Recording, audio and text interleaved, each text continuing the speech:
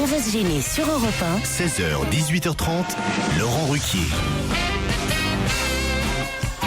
Bonjour, bienvenue sur Europe 1. Jusqu'à 18h30 aujourd'hui, vous allez passer 2h30 avec Michel Bernier. Toujours prêté par le Théâtre de la Renaissance, où elle triomphe. Prêté par son mari, Caroline Diamant. Où elle triomphe aussi. Libéré du studio des Champs-Élysées, où il était enfermé depuis presque 3 mois, Gaspard Proust.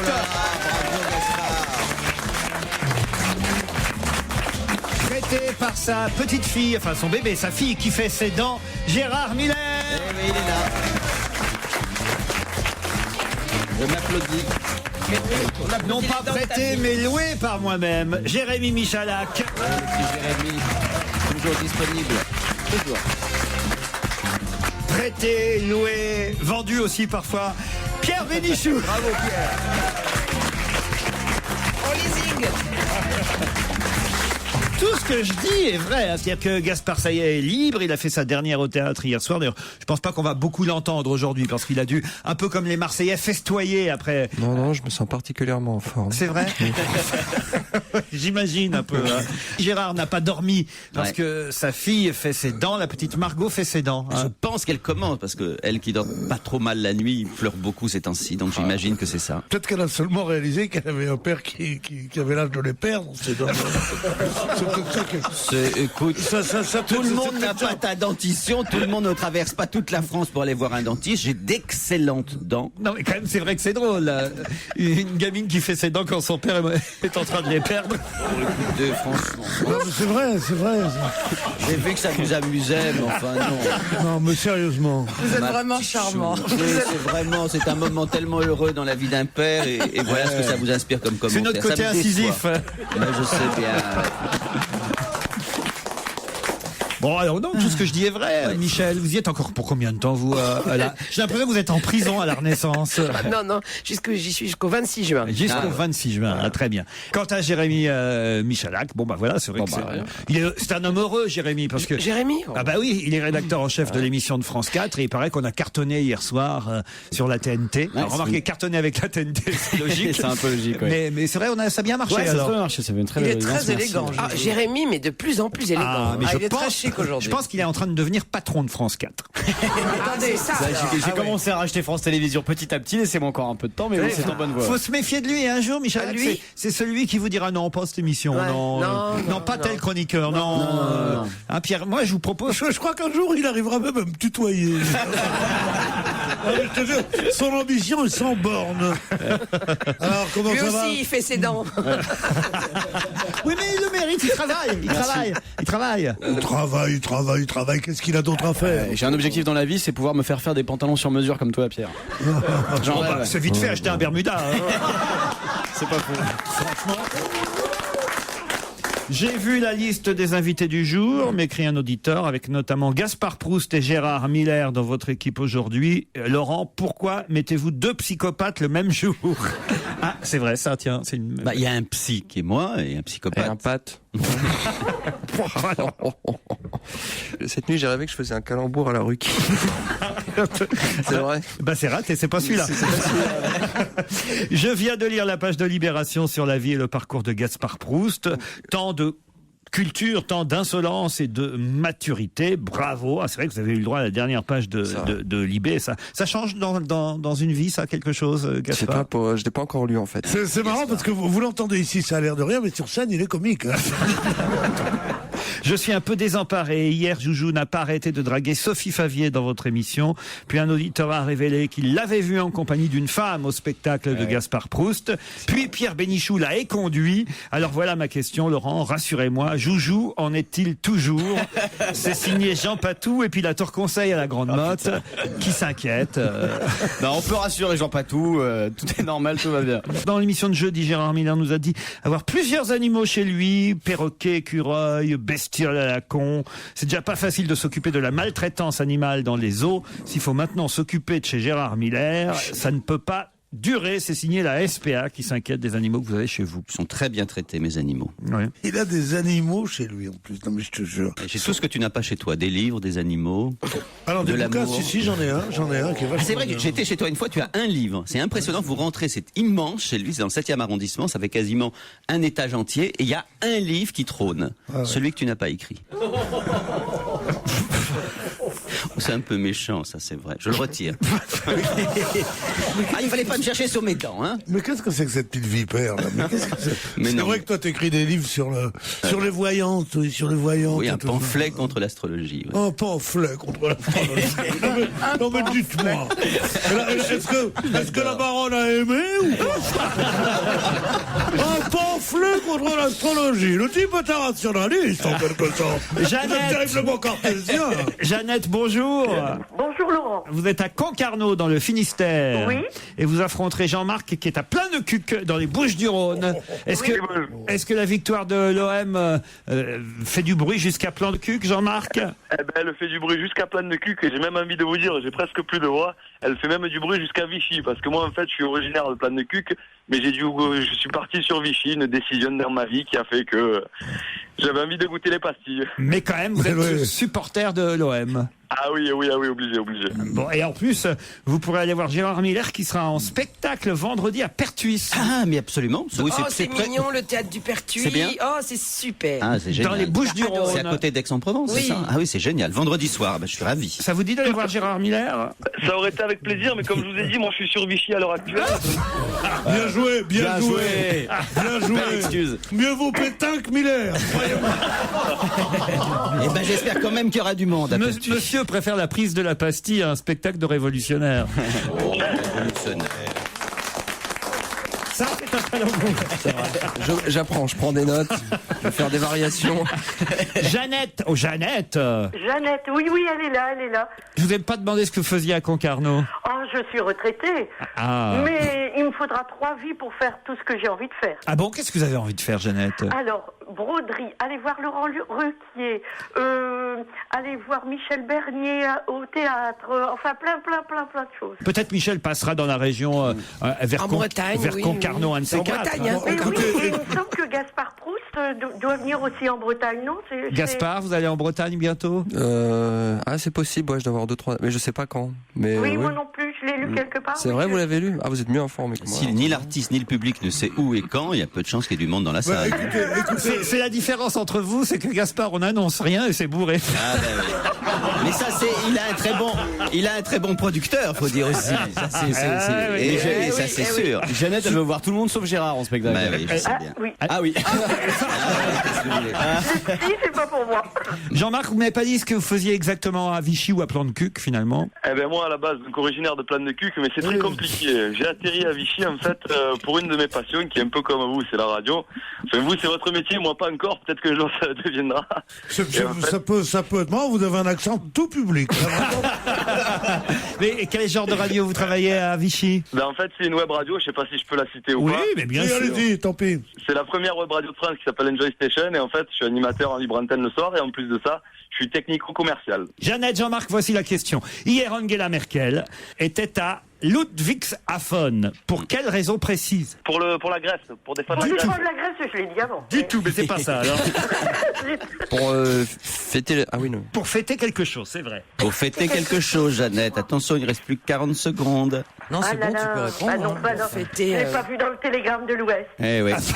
Ça, c'est sûr. Mais regardez un télégramme de l'Est. C'était la victoire... De l'Olympique de Marseille. Non, le championnat allemand, il y a eu quelque chose. Hein, c'était pas le sport. Pas du tout, pas du tout. Et pour fêter la perte de Rennes contre Marseille, alors. Non plus. Madame Merkel Madame Merkel. était hier à Ludwigshafen pour une raison bien précise, pour Très précise, célébrer officiellement. Très officiellement même. Hein. Le 100e anniversaire de la mort de Beethoven. Pas du tout. Le bicentenaire de la perte de sa virginité. Oh non. Ludwigshafen, c'est une ville. Oui. Oui, elle est là-bas. Et on a la photo, hein, c'est dans la presse gratuite ce matin. On voit la chancelière allemande Angela Merkel. On voit aussi d'ailleurs le président allemand. Ah oui, on le voit bien même. Horst Köhler, parce qu'il y a un président, outre une On chancelière. n'en parle pas souvent de lui. C'est hein. vrai, on l'oublie. Oui, lui, donc, il est... Monsieur, voilà. Ils étaient ensemble, donc. Ils étaient là ensemble pour célébrer officiellement hier Et c'est un truc sympa. Mais c'est un anniversaire. Un Hein, anniversaire. on est d'accord. C'est le 200e anniversaire, on est d'accord. Pas du Bah, tout. le sien, c'est un anniversaire, je sais pas. C'est le 30e anniversaire. Alors je vais vous aider, c'est le 80e anniversaire. Ah, voilà, c'est facile. Ah bah oui, 1930. La Eh bien, naissance d'Hitler. Bon alors attention, ils avaient 1930. ils avaient un mois de retard. Hein. Attention, il faut. Ah bah. Ça concerne quelqu'un ou un événement? Ça concerne quelqu'un. C'est artistique. Non, bah non, on vient de dire. C'est le 80e anniversaire De la naissance de quelqu'un ou de la mort de quelqu'un? de la naissance. Et les 80 ans d'Helmut Kohl. Bonne réponse de Jérémy Michalak. Une réception pour les 80 ans d'Helmut Kohl, qui est en fauteuil roulant d'ailleurs, hein, on le voit sur la photo, Monsieur Kohl. Et Madame Merkel tenait à organiser une petite réception dans une petite teuf pour Helmut, voilà. Et l'ancien chancelier qui est né donc en 1930, voilà, bravo, et qui a été au pouvoir entre 82 et 98, était particulièrement ému de voir Madame Merkel venir lui fêter son Il anniversaire. s'y attendait? Bien sûr. Bah, il s'y attendait, oui. Ça, Ouais, on l'a prévenu, on a dit, tiens, tu sors pas aujourd'hui, on passe. Non mais Jeannette, Jean-Marc s'est perdu en tout cas. Ah, je suis désolée pour Ben mon oui, pauvre si, vraiment, week-end. s'il y a bien une chose qui me désole ce matin, c'est ça. Hein, ah, écoutez, Jeannette, Allez, on vous embrasse tous les deux. Au revoir. Qu'est-ce qui risque d'être hung aujourd'hui? Hung. Qu'est-ce qui Accroché risque d'être hung aujourd'hui? Alors, accroché, oui, c'est un synonyme d'accroché. Ah, c'est accroché en anglais. Ouais, hung. exactement. Bravo. Ah, est-ce que c'est lié au musée à Londres? Suspendu. Suspendu. Qu'est-ce qui risque d'être Ah, le hung? Picasso qui a été vendu à 106 millions d'euros. Ah, ça doit pas être ça. Vu la tête, c'est pas ça. C'est Mais suspendu en quel sens? C'est au sens figuré Dans ou au la sens section de- propre? Au sens figuré. Hung. Qu'est-ce qui Ah ouais. risque d'être hung? suspendu, Si c'est au genre, sens Bah, figuré. c'est lié aux élections anglaises? Non. relevé de ses fonctions dans ce sens-là, suspendu. Alors, c'est lié aux élections anglaises, oui. Relevé de ses fonctions, non. Est-ce Si que c'est c'est au lié au sens- libéral qui progresse dans les Si sondages? c'est au sens Monsieur figuré, Brown c'est pas les couilles à papa. Est-ce que c'est Pendus au lié? plafond, c'est pas ça. Les couilles à papa. Écoutez, Pierre, on essaie de relever un peu le Oui, niveau de cette vraiment. émission, qui hier déjà Ben avait... moi, c'est dramatique parce que moi, j'essaye de me mettre à votre niveau. Donc, on est sans arrêt en contre. On est en Exactement. décalage, quoi. En décalage. Les Bon, couilles à pardon, papa. alors. Enfin, franchement. Est-ce que c'est les, Surtout merde. que c'est celle de mon le père. les sondages? Ils vont interdire les sondages avant Non, le- non. Qu'est-ce qui risque d'être C'est un hung? homme? Mais non, enfin... Le vote, le vote. Pas le vote. Mais l'opinion publique sera suspendue. Oui, au résultat, au ça résultat. sûrement, mais Bah, non. voilà, c'est ça. Est-ce que c'est un Gordon être humain qui risque d'être suspendu? Non, Un C'est parti? vous qui avez utilisé ce terme ou il est utilisé? c'est un terme anglais. On dit que le Parlement... Bah, je donne la réponse. Bonne réponse de Laurent Ruquier. Et oui, le Parlement risque d'être suspendu parce qu'aucune majorité entre Labour Party et le Labour Party, Conservative ne se dégage. Exactement. Donc, comme il va y avoir le libéral entre les deux, tant qu'il n'y a pas d'accord entre les libéraux et la droite, ou les libéraux et la gauche pour gouverner l'Angleterre, le Parlement est suspendu. Enfin, le Parlement. Si aucun parti n'a la majorité absolue, le Parlement britannique est dit hung, suspendu. Ah ouais. On aura la réponse d'ici à Un la... peu comme Les couilles à papa. Non, mais je vous dis ça Father's pour- balls, on dit là-bas.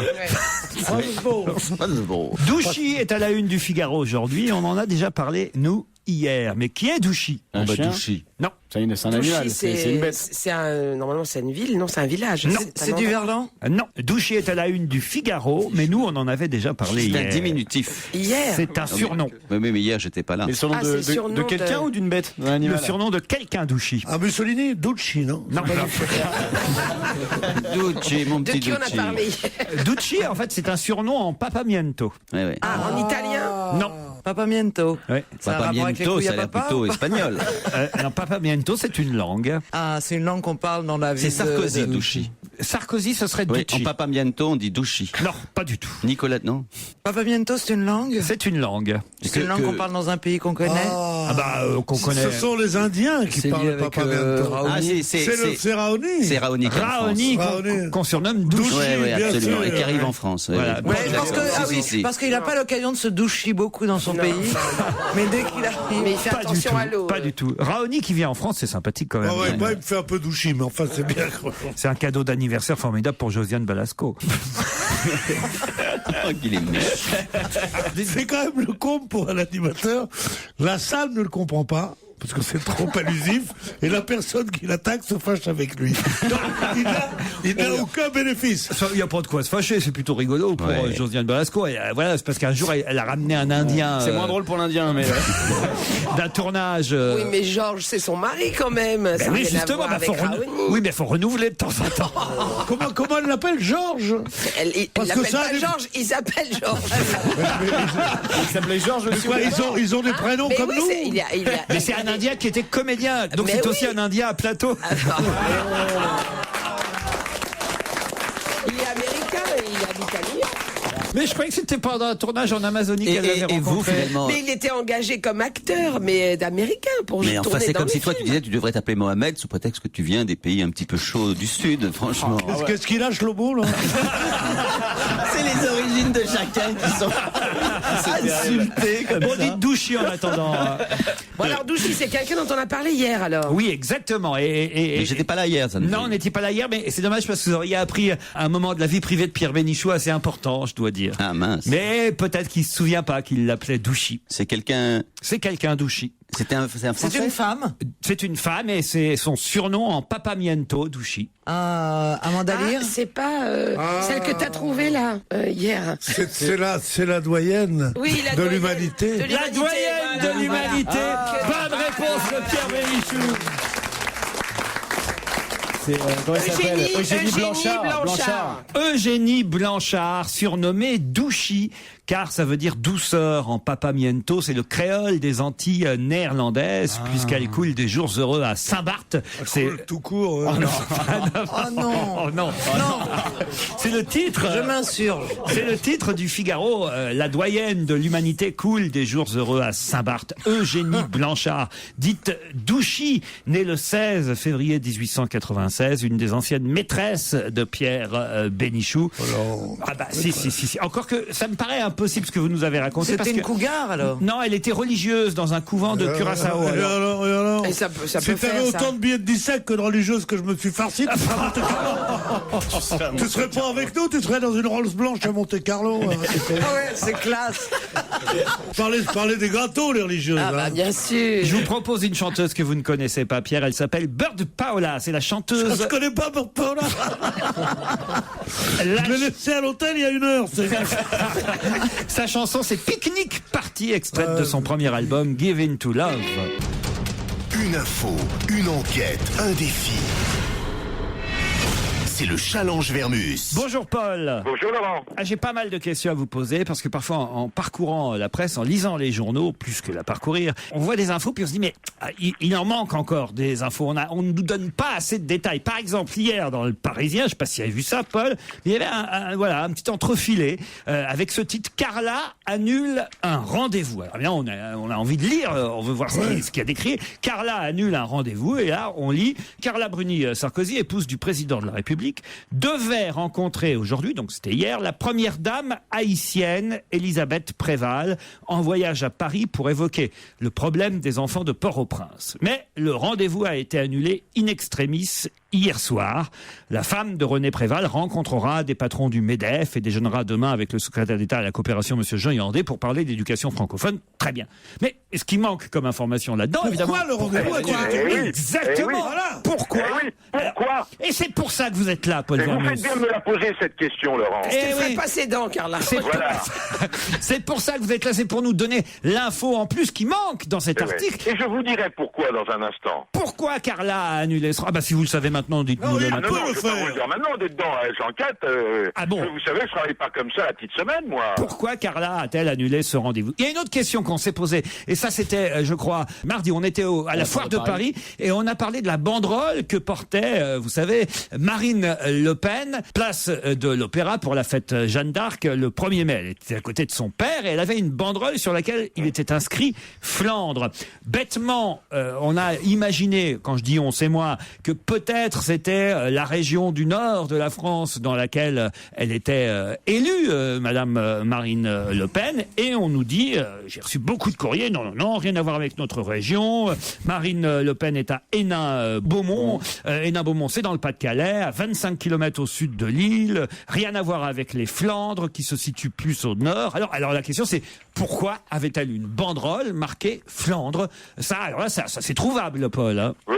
Vous avez une petite idée déjà, non? Non, mais essayez pas de me tirer les verres du nez, parce qu'après je vais dire des bêtises et vous êtes trop content ensuite de lire les mails contre moi. Alors là c'est possible. Là, les deux questions que je viens de vous poser, là, je suis à peu près persuadé qu'avant 18h vous aurez les réponses. Et sans vouloir vous contrarier, Laurent, j'ai toujours répondu à toutes les questions que vous m'avez posées. Ça va être plus compliqué pour la suivante, puisque je vais vous demander quand même de vous intéresser au football. On sait que c'est pas votre domaine de prédilection. L'OM a été sacré hier soir champion de France.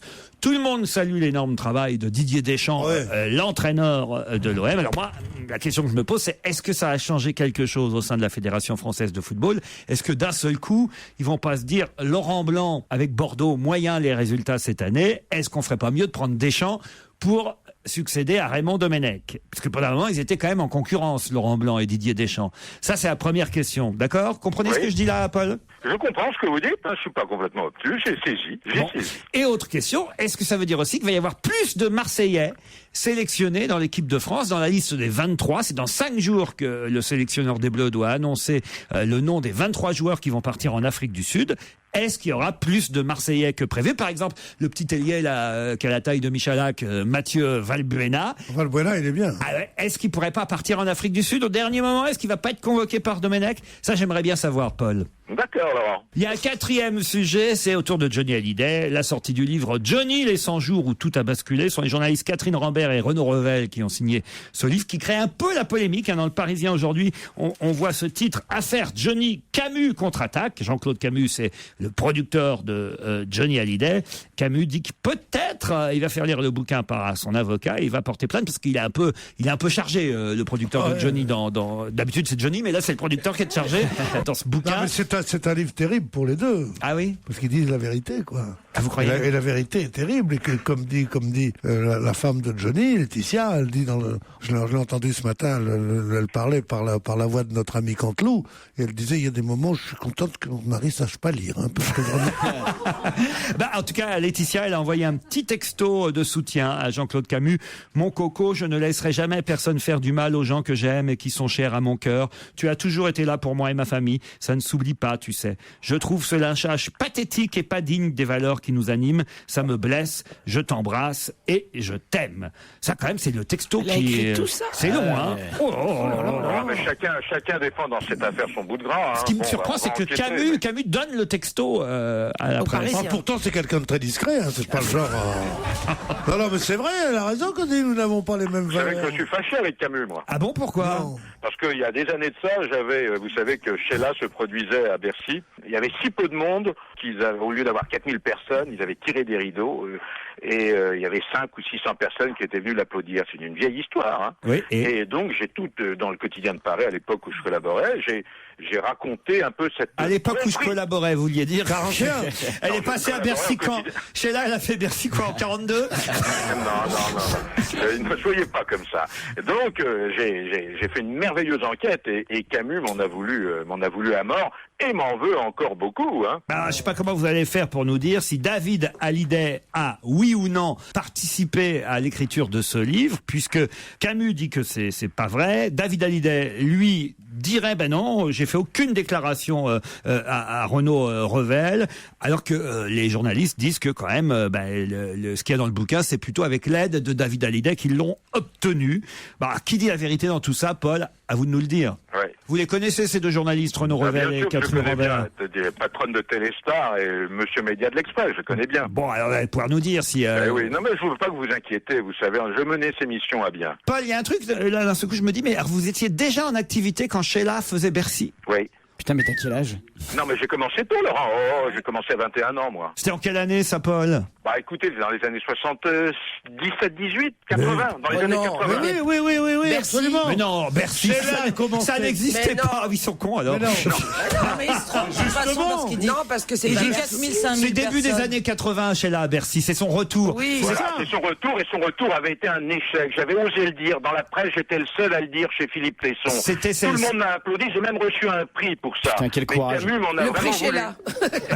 Vous avez reçu un prix pour ça? Oui, j'ai reçu un prix, bien sûr. La presse m'a remis un prix, prix du courage, je crois. Parce que personne ne dit des choses. Ouais, mais c'est un héros de la guerre en fait, Vermès.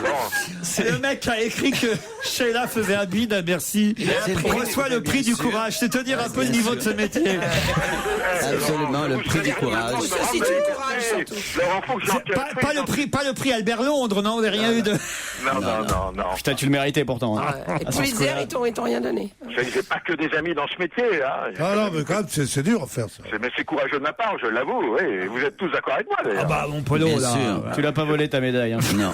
Oh non, moi je ferai un beau discours à vos obsèques, croyez-moi Paul. Attendez, parlez pas trop vite. Tombé pour la France. Bon, c'est fini? C'est fini. Ah bah c'est On fini. mettra une C'est petite fini. chanson de Sheila. C'est fini pour vous. C'est un spacer. Qu'est-ce qu'il y a? Je dis pour ces obsèques, on mettrait une petite chanson de Sheila. Ah oui. Non, j'aimerais partir, Laurent, maintenant. Bang bang. Qu'est-ce qu'on pourrait mettre comme chanson de Sheila pour Ah bah, The Space. comme les rois mages? En Galilée, Un truc un peu gay parce que. Ah oui, pour ouais. Paul. Ah ouais. C'est sa dernière surprise partie. Vous les copains, je ne vous oublierai jamais. Et elle vous en veut toujours, Sheila? Oui, enfin, je parle ni à l'un ni à l'autre. Paul, il est temps de partir. Mais ça fait un moment que je veux partir, vous me laissez pas partir. Et vous revenez avant 18h pour nous donner toutes les réponses à nos questions. Qu'est-ce qu'on va entendre ce soir, ou plutôt qui va-t-on entendre? Qu'est-ce qu'il y a, monsieur Proust? Il se Vous sent parlez plus, pendant lui. que je pose des questions maintenant. Non mais il rit maintenant, et ça y est. Non, mais j'ai expliqué mes dadas à Caroline qui était fascinée par mes boutons de manchette et je dis que j'étais très chaussures et boutons de manchette. Vous êtes bouton de manchette, vous, alors voilà une information intéressante. C'est vrai que c'est un peu démodé le bouton de manchette quand même. Ah, mais c'est assez chic, voilà. C'est chic et c'est un joli cadeau qu'on peut faire quand les gens les aiment. C'est bien ça, Gérard. C'est un extrait du Et spectacle. surtout surtout pour les gens qui ont des chemises. Les petits conseils de Gérard Miller. Non, mais Le bouton de manchette est un joli cadeau qu'on peut mais c'est faire. vrai. Écoutez, on est souvent embarrassé qu'on doit faire un cadeau à un homme. Oui. Une fois Encore qu'on a- faut-il qu'il porte des Bah chemises oui, c'est ça. avec des Mais bien trous sûr. aux manches. Eh ben, vous c'est voyez. ce que je vous dis. Donc si c'est quelqu'un qui porte des boutons de manchette, on s'est dit tiens, si on pouvait lui offrir des boutons de manchette. Et à ce mec-là de Les dire joutes encore des boutons de vestimentaires manchette. entre ce pauvre Miller et ce pauvre Ruquier, c'est quelque chose de terrible. Encore faut-il qu'il ait des trous aux manches. Ouais. Oui, ça s'appelle des chemises avec des poignets mousquetaires, ça s'appelle. Pierre, pardon, mais je suis désolé, c'est un Je peu suis démodé. désolé, vous êtes désolé d'être un plouc au point de vue habillement, c'est tout. Écoutez, Non, mais faites un sondage ici et demandez combien de personnes ont des chemises avec des trous mousquetaires, comme vous dites. Poignets mousquetaires, ça s'appelle, oui, c'est pas. Je ne sais pas, peu importe. Oui. Mais il y a beaucoup de personnes qui n'ont pas de mitraillette ici. Mais on sait que un fusil à répétition s'appelle une mitraillette, c'est tout. Qu'est-ce que ça veut dire? Oh là là, mon Il Dieu. est bon ton exemple. Ah ouais, c'était vachement clair pour tout le monde. Non mais C'est vrai qu'on porte de moins en moins de boutons de manchette. évidemment, c'est pour ça que je dis que c'est une bonne chose quand quelqu'un en a pour lui faire des cadeaux. Voilà, je trouvais ça joli, foutez-moi la paix. C'est votre côté dandy, ça, hein, Gaspard. Ouais. Ça plaît aux filles. Et je pense que c'est un peu. Je crois qu'il est un peu en train de draguer discrètement. Il drague Caroline. Non, on parle boutique, accessoires, boutons de manchette. C'est une femme mariée, Caroline. Je vous le rappelle. Bah, c'est là où commence l'adultère, hein, généralement. C'est une femme mariée, il faut bien ça. C'est ce qui vous plaît. C'est la femme mariée, hein. Pas plus que. C'est une femme parmi d'autres. C'est vraiment, il faut varier dans la vie. C'est pas. C'est pas la pierre. Comment on dit déjà la. Pierre oculaire. Ah non, Pierre. Toi, tu fais tout le monde. Tu C'est son fais, surnom. À Bénichou, Pierre oculaire.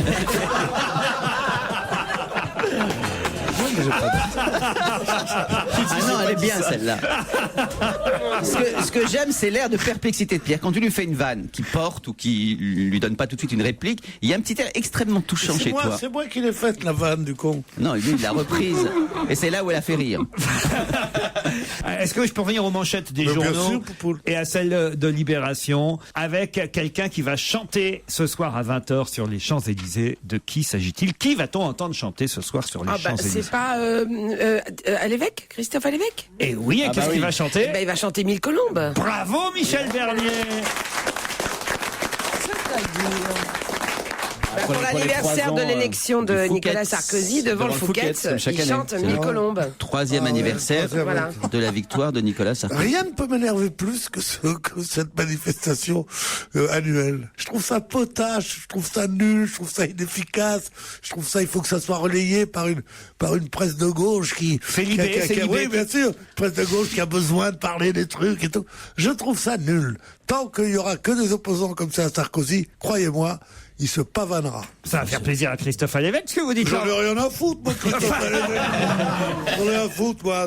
C'est rigolo. Enfin, oui, c'est pas un acte d'opposition. Il pense pas faire tomber le gouvernement avec ça. Enfin, Je pose un peu la question quand même. Il va devant le Fouquet's. Après, il peut boire un verre. Voilà, pour se moquer de ce qui s'est passé il y a 3 ans au Fouquet's. Ah, si c'est pour ça, alors bravo. Ah oui, c'est pour ça. On t'aime, Christophe. Non, mais je te jure, c'est ridicule. Enfin. C'est sympathique, attends. Christophe Alévèque se moquera gentiment, non seulement de Nicolas Sarkozy, mais aussi de Mireille Mathieu. Mais bien sûr, c'est encore plus courageux que l'histoire de Sheila. Ça, c'est d'un courage fou. Mireille Mathieu, tu sais, cette vedette tellement puissante qui fait se déplacer les foules partout, dont les milliards. Il se moque. Tu te rends compte de Mireille Mathieu? Oh là mais non, là! Il se moque pas de Mireille Mathieu. Il se moque, faut être précis avec Pierre Bénichou. Il se moque du fait que d'un seul coup, alors qu'on la voyait plus nulle part, il y a 3 ans, le 6 mai, place de la Concorde, on a vu réapparaître, telle la Vierge, vous voyez, c'est un peu Fatima. On a vu réapparaître Mireille Mathieu, qu'on soupçonnait pas être là ce soir-là. C'est ça qui a fait marrer Christophe Alévèque il y a 3 ans, vous voyez. C'est vrai qu'on était tous un peu surpris le soir de la Concorde de voir réapparaître Mireille. Pas du tout. Ah Moi, bon je me suis dit, quand Sarkozy a été élu, je me suis dit, les catastrophes vont commencer. Et la première a été immédiatement Mireille Mathieu. C'est ça que veut montrer Christophe Alévèque, et je vous propose. Oui, mais c'est fini, c'est démodé. Je vous propose d'écouter la vraie Mireille Mathieu. Pourquoi parle-t-on beaucoup ces jours-ci de cette adresse 2535 Malabar Sunrise Villa 9? Alors, donc c'est aux États-Unis. Est-ce que c'est lié à la pollution américaine? Du tout. Est-ce que c'est à Cannes? Non plus. Non mais c'est aux États-Unis ça. C'est aux États-Unis. C'est un film? 2535 Malabar Sunrise Villa 9. C'est là qu'habitait le terroriste présumé qui a loupé l'attentat du tout. Times Square. C'est la maison de Polanski. Non plus. Est-ce que c'est une vraie adresse ou est-ce que c'est dans un film? C'est une vraie adresse. Malabar Sunrise. 2535 Malabar Sunrise Villa 9. Et c'est lié à Barack Obama. Villa 9. J'espère que vous n'avez pas besoin d'appeler un taxi. C'est la maison de vacances qu'on louait, qu'a loué le couple Obama. Non, du tout. C'est où? C'est en Louisiane? C'est en Louisiane? Non, c'est pas en Louisiane. Est-ce que si on trouve Californie. l'État, ça va nous aider ou pas du tout? Oh, ça va vous aider un peu. Ah, est-ce que c'était... Non, je sais. Est-ce que c'est l'adresse qu'avait Michel Larocque à Las Vegas? Excellente réponse de Jérémy Michalak. Mais à cause de Malabar? Et oui, c'est à Las Vegas, Mademoiselle Michel Larocque, 2535 Malabar Sunrise Villa 9, Las Vegas, NV 89121 USA. C'est comme ça, ils trouveront jamais. C'est l'adresse dévoilée par le Canard enchaîné. C'est joli comme adresse. Ils ont réussi à retrouver un contrat d'artiste pour le film Comme tu es belle, dans lequel jouait Michel Larocque. Et effectivement, à l'époque, c'est normal, on lui envoyait ses contrats à l'adresse où elle habitait. Non, parce que je pense à Malabar, parce qu'elle a joué un film qui s'appelait Malabar Princesse. Ah oui, mais aucun rapport. Et aujourd'hui, évidemment, elle est revenue en France. C'est le plus beau sacrifice d'amour qu'on puisse faire. Ah oui. Elle paye ses impôts en Amérique, donc elle paye à peu près 7 fois moins que ce qu'elle paierait, ou 6 fois moins que ce qu'elle paierait en France. Elle est là, bon, elle prend ce risque d'être impopulaire ou d'être un peu injuste, comme ça, d'aller c'est l'impôt là-bas. Elle tombe sur un mec. Je le fais avec plaisir. Vlati pas qu'il est nommé ministre du budget. Donc il est obligé de lui dire, écoute, ou on se quitte, ou il faut qu'on remette tes impôts en France. Et elle lui dit oui. C'était vrai dans le sens inverse aussi d'ailleurs, parce que si elle était là-bas aux États-Unis, c'était pas seulement, j'imagine, pour des raisons fiscales, simplement que son compagnon était producteur américain. Quel est le problème? Pourquoi le Canard soulève ça? Pour se moquer de parce quoi? qu'elle redevient citoyenne française. Retour d'une expatriée fiscale. Voilà. Non, mais c'est extraordinaire que cette expatriée fiscale qui revienne, c'est quelques jours après que son homme ait été nommé ministre du budget. Donc celui qui doit juger du bien fondé. Ma vraie question, c'est est-ce que les compagnes de ministres doivent absolument appliquer le programme de leur époux? Pas vraiment, mais quand même. Béatrice Schoenberg, elle prend jamais de bain, vous pensez? C'est la logique. Si ça se trouve. Non, mais si. Ah Béatrice Si ça se Schoenberg trouve. doit prendre que des douches, jamais de bain. Si apprenait que la femme de Jean Moulin se promène avec une croix gammée, tu dirais quand même, il y a quelque chose qui va pas. Ouais. Or là. Si la c'est que compagne femme- de Besson sort en burqa dans la rue, on va être surpris. Mais non, mais il y a un truc quand même, c'est que être évadé fiscal et avoir pour mari, enfin pour compagnon, comme on dit maintenant, Ouais, c'est vrai. le ministre du budget, celui qui a à punir toutes les incartades fiscales, c'est quand même une situation assez rare. Moi, le truc dont j'aurais rêvé, c'est si Monsieur Bachelot avait dû être hospitalisé pour grippe A parce qu'il s'était pas fait vacciner. Ça aurait été rigolo. Non, mais voilà le problème. Ah oui, c'est comme si la femme de Bénichou souriait, par exemple. Elle était expatriée fiscale, mais elle était là-bas parce qu'il y avait un homme avec qui elle vivait. Donc Mais bien c'est pas sûr. tout à fait la situation d'un Oui, expatrié mais fiscal. T'es là-bas, c'est comme moi en Suisse. J'y vais parce que j'adore les montagnes, puis en plus il y a des banques. Bon, ça va. C'est pas non plus, là. Enfin voilà, c'est pas. Elle est revenue, Michel Oui. Larocque. Et c'est un beau couple en plus, Michel Larocque Ah, magnifique. et Ils sont très bien François ensemble. et François Barouin. Ah, je le trouve formidable, Barouin, moi. Ah oui, oui. Ah, je le trouve intelligent. J'ai fait une émission de télé avec lui l'autre jour. Ah oui. Je le trouve intelligent, posé. C'est peut-être ce qu'il y a de mieux dans le personnel politique français à droite en ce moment. D'ailleurs, quand Chirac était arrivé au pouvoir, il l'avait nommé porte-parole du gouvernement. Mais il était trop jeune de 7-8 ans et il faisait gamin. Tandis que maintenant, il est bien, il est très bien. Michel Larocque, je l'aime beaucoup aussi. Il est quand même moins drôle que Pierre Palmade quand on réfléchit là. Non, c'est vrai. Moi, j'aimais bien le couple Palmade-Larocque. Bah, ils s'aiment et ils se sont aimés, c'est ça. Ben, J'espère que ce sera pas la même Faudrait chose. que vous trouviez un ministre, Michel. Lequel ouais. te plairait alors C'est ça le truc. Ah, c'est ça le truc, c'est surtout lequel me plaît. Eric Woerth. Mais je suis pas sûre que ça leur irait, moi, d'avoir une fille comme moi. Parce que c'est la mode quand même, les couples politiques. Oui, mais moi, je suis pas dans le. Hervé Morin, il est mignon. Ah oui, vous pourriez être avec Hervé Morin. Oui, si, écoute, Hervé, si tu m'entends. Non, mais autant en Tu prendre un. pourrais le tromper avec un des mecs de l'armée en plus. Ah ouais, de ses nos armées. casernes. Des futurs ministres. Tu prends des gens de gauche, Ouais, bien tu te sûr, mets un ouais. petit peu en avance par Bah, rapport aux moi, élections. c'est- Regardez Gérard, il y croit, ça y est, il y croit à nouveau. Demandez, venez, moi je. Ah non, venez parie à moi. pas sur le futur parce Non, que non, c'est mais trop. François non, Hollande, hein, François Hollande. Oh, je dois pas être son genre, François. Il sera ministre, François Hollande. Moi, je trouve qu'il a beaucoup de charme, François Hollande. C'est pas vrai. Si, je le trouve très brillant. Je trouve qu'il a beaucoup Ça, c'est d'humour. vrai, ça, c'est Et honnêtement, je trouve qu'il a un charme fou. Moi, je vous vois bien, Michel, par exemple, j'y pense. Tiens, avec Frédéric Mitterrand. Pourquoi vous m'aimez plus, Laurent? Là, au moins, t'es sûr de faire de la presse. Vous m'aimez plus? Qu'est-ce qu'il y a? Ça, franchement, ce serait. Non, mais Qu'est-ce si. que je vous ai fait? Ah. Non, pourquoi vous me souhaitez Il est des trucs sympathique, comme ça? Fredo, quand même. Et un voyage de noces en Thaïlande, ça va être sympa. Non Non, mais moi, je suis trop exclusive. Moi, il faut pas trop de monde. Non, non. Justement, il dira une jeune boxeuse française. Et vous, Laurent, alors, parce que vous parlez des autres, mais vous voyez pas avec une femme ministre Ah oui, avec Roselyne, moi, vous savez bien. C'est ça. Qu'est-ce qui se cache derrière la haine? C'est l'amour, en Ouais, fait. oh, c'est pas de la haine, C'est n'exagérons pas de la pas. haine, mais elle croit que c'est de la haine. Mais non. Et oui, elle ne m'aime plus depuis des années. Mais je vous vois bien en Elle croque. me boude, alors moi je suis là, je continue à la... Je vous vois tous les deux à la plage en croque. Non, alors franchement, on est vraiment dans les suppositions là, Gérard. oui, vraiment. Si vraiment je devais choisir une femme... C'est déjà une supposition. Ah, ouais. Ce serait Ségolène Royal. Ah non, bah non.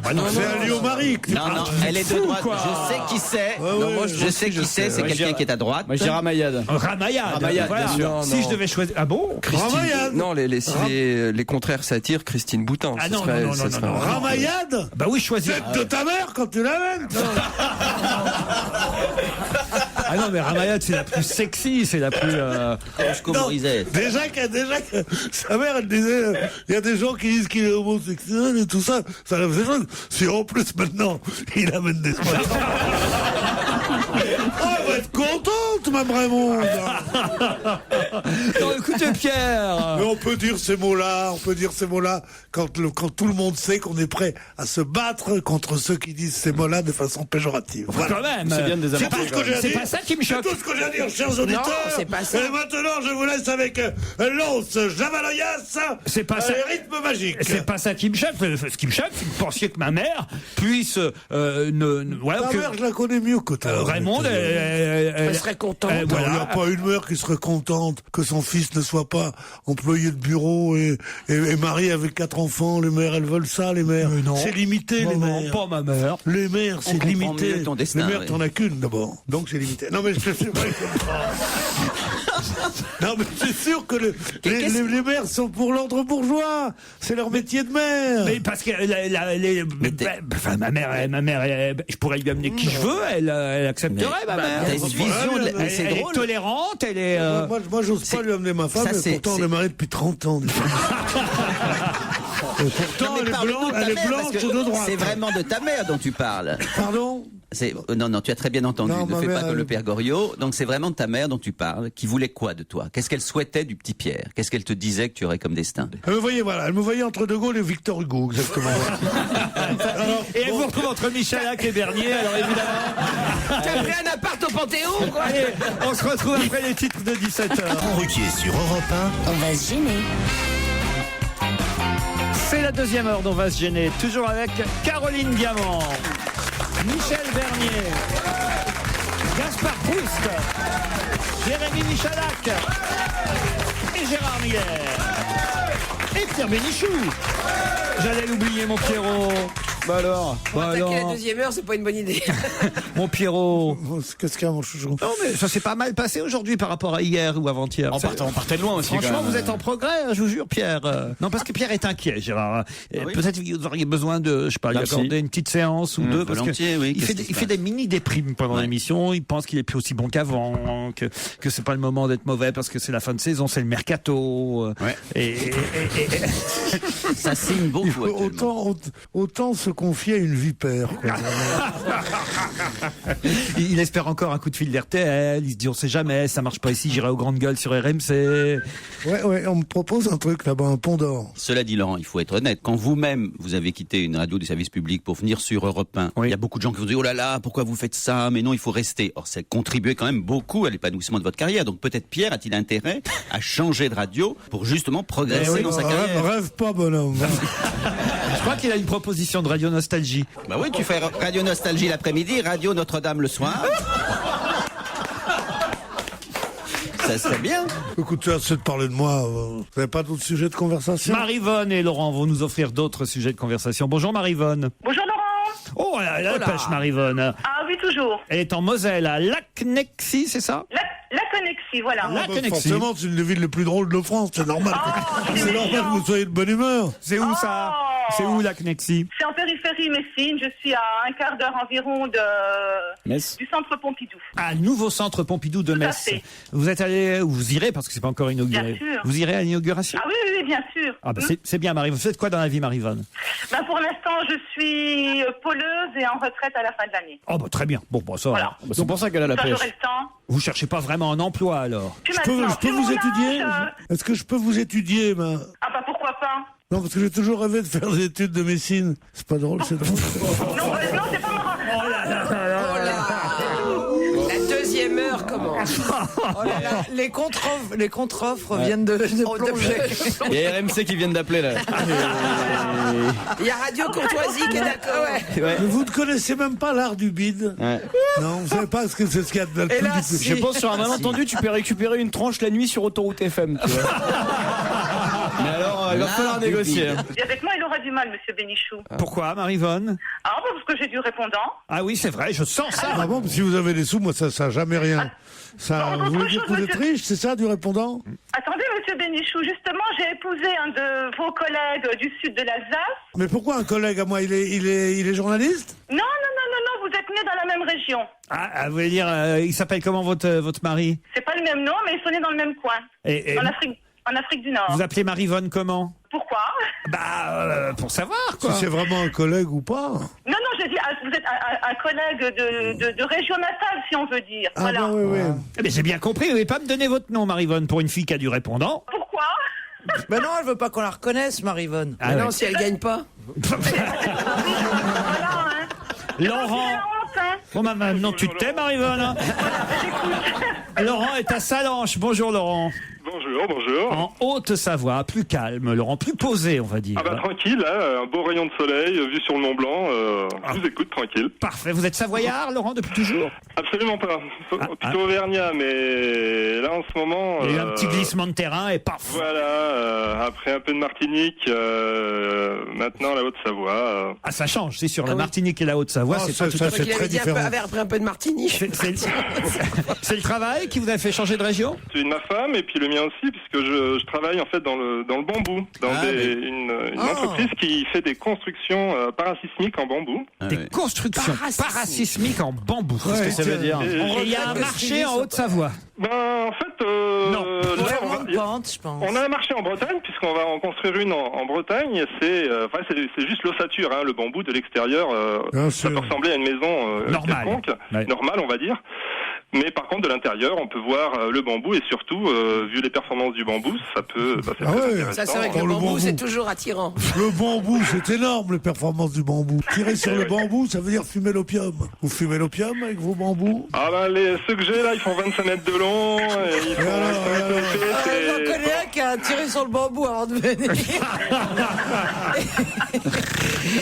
Et ça sur les bambous, c'est numéro 1. Pierre, vous permettez que j'interrompe cette conférence de presse sur le bambou, hein, et que je pose peut-être la question qui permettra à Maryvonne ou à Laurent de partir pour Perros-Guirec, l'hôtel Agapa, un des meilleurs hôtels, si ce n'est le meilleur. En tout cas, c'est ce que pense le guide Pudelot qui a élu cet hôtel. C'est joli comme nom, Pudelot. Meilleur hôtel de Bretagne, face à la mer, la baie des 7 îles, dans les rochers, un écrin de verdure qui vous accueillera.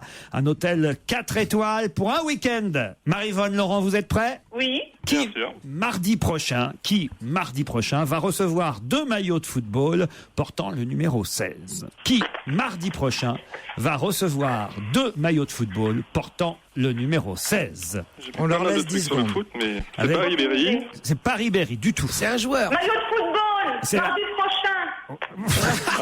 Si tu veux, Maryvonne a fait l'appel à un ami, mais dans sa cuisine. Je fais appel à un footeux parce qu'alors là, moi je suis nulle en foot. Ouais, cherche la réponse au lieu de parler. Mais alors là, si vous faites appel à un footeux, il va pas trouver, hein, croyez-moi, parce que c'est pas un Français qui va recevoir les 2 maillots de foot. 2 maillots de foot mardi prochain. C'est un homme politique. Portant le numéro 16. Elle parle à son ordinateur. C'est un joueur de foot? Non, c'est pourtant facile. C'est pas un joueur de foot. C'est pas, ça paraît même évident. Ça paraît évident. Joujou, Jérémy. 16. On peut trouver quand on ne connaît pas le foot. 32. Non, 16, c'est un numéro ou plus un nom de famille? C'est Benoît 16. Benoît 16, Jérémy Michalak, bravo. Non, c'est pas vrai. Ben oui. C'est incroyable, quoi. Non, mais sérieusement. Comment ça? Je suis pas tellement pour le respect dû au pape, aux archevêques et tout ça, mais le mec s'appelle Benoît XVI. On lui file un maillot de football. Mais non, mais alors là, c'est vraiment... Et lui, il dit très bien, merci beaucoup. C'est les Portugais qui vont lui donner, C'est les Portugais parce que mardi, il sera en voyage à Lisbonne, le pape.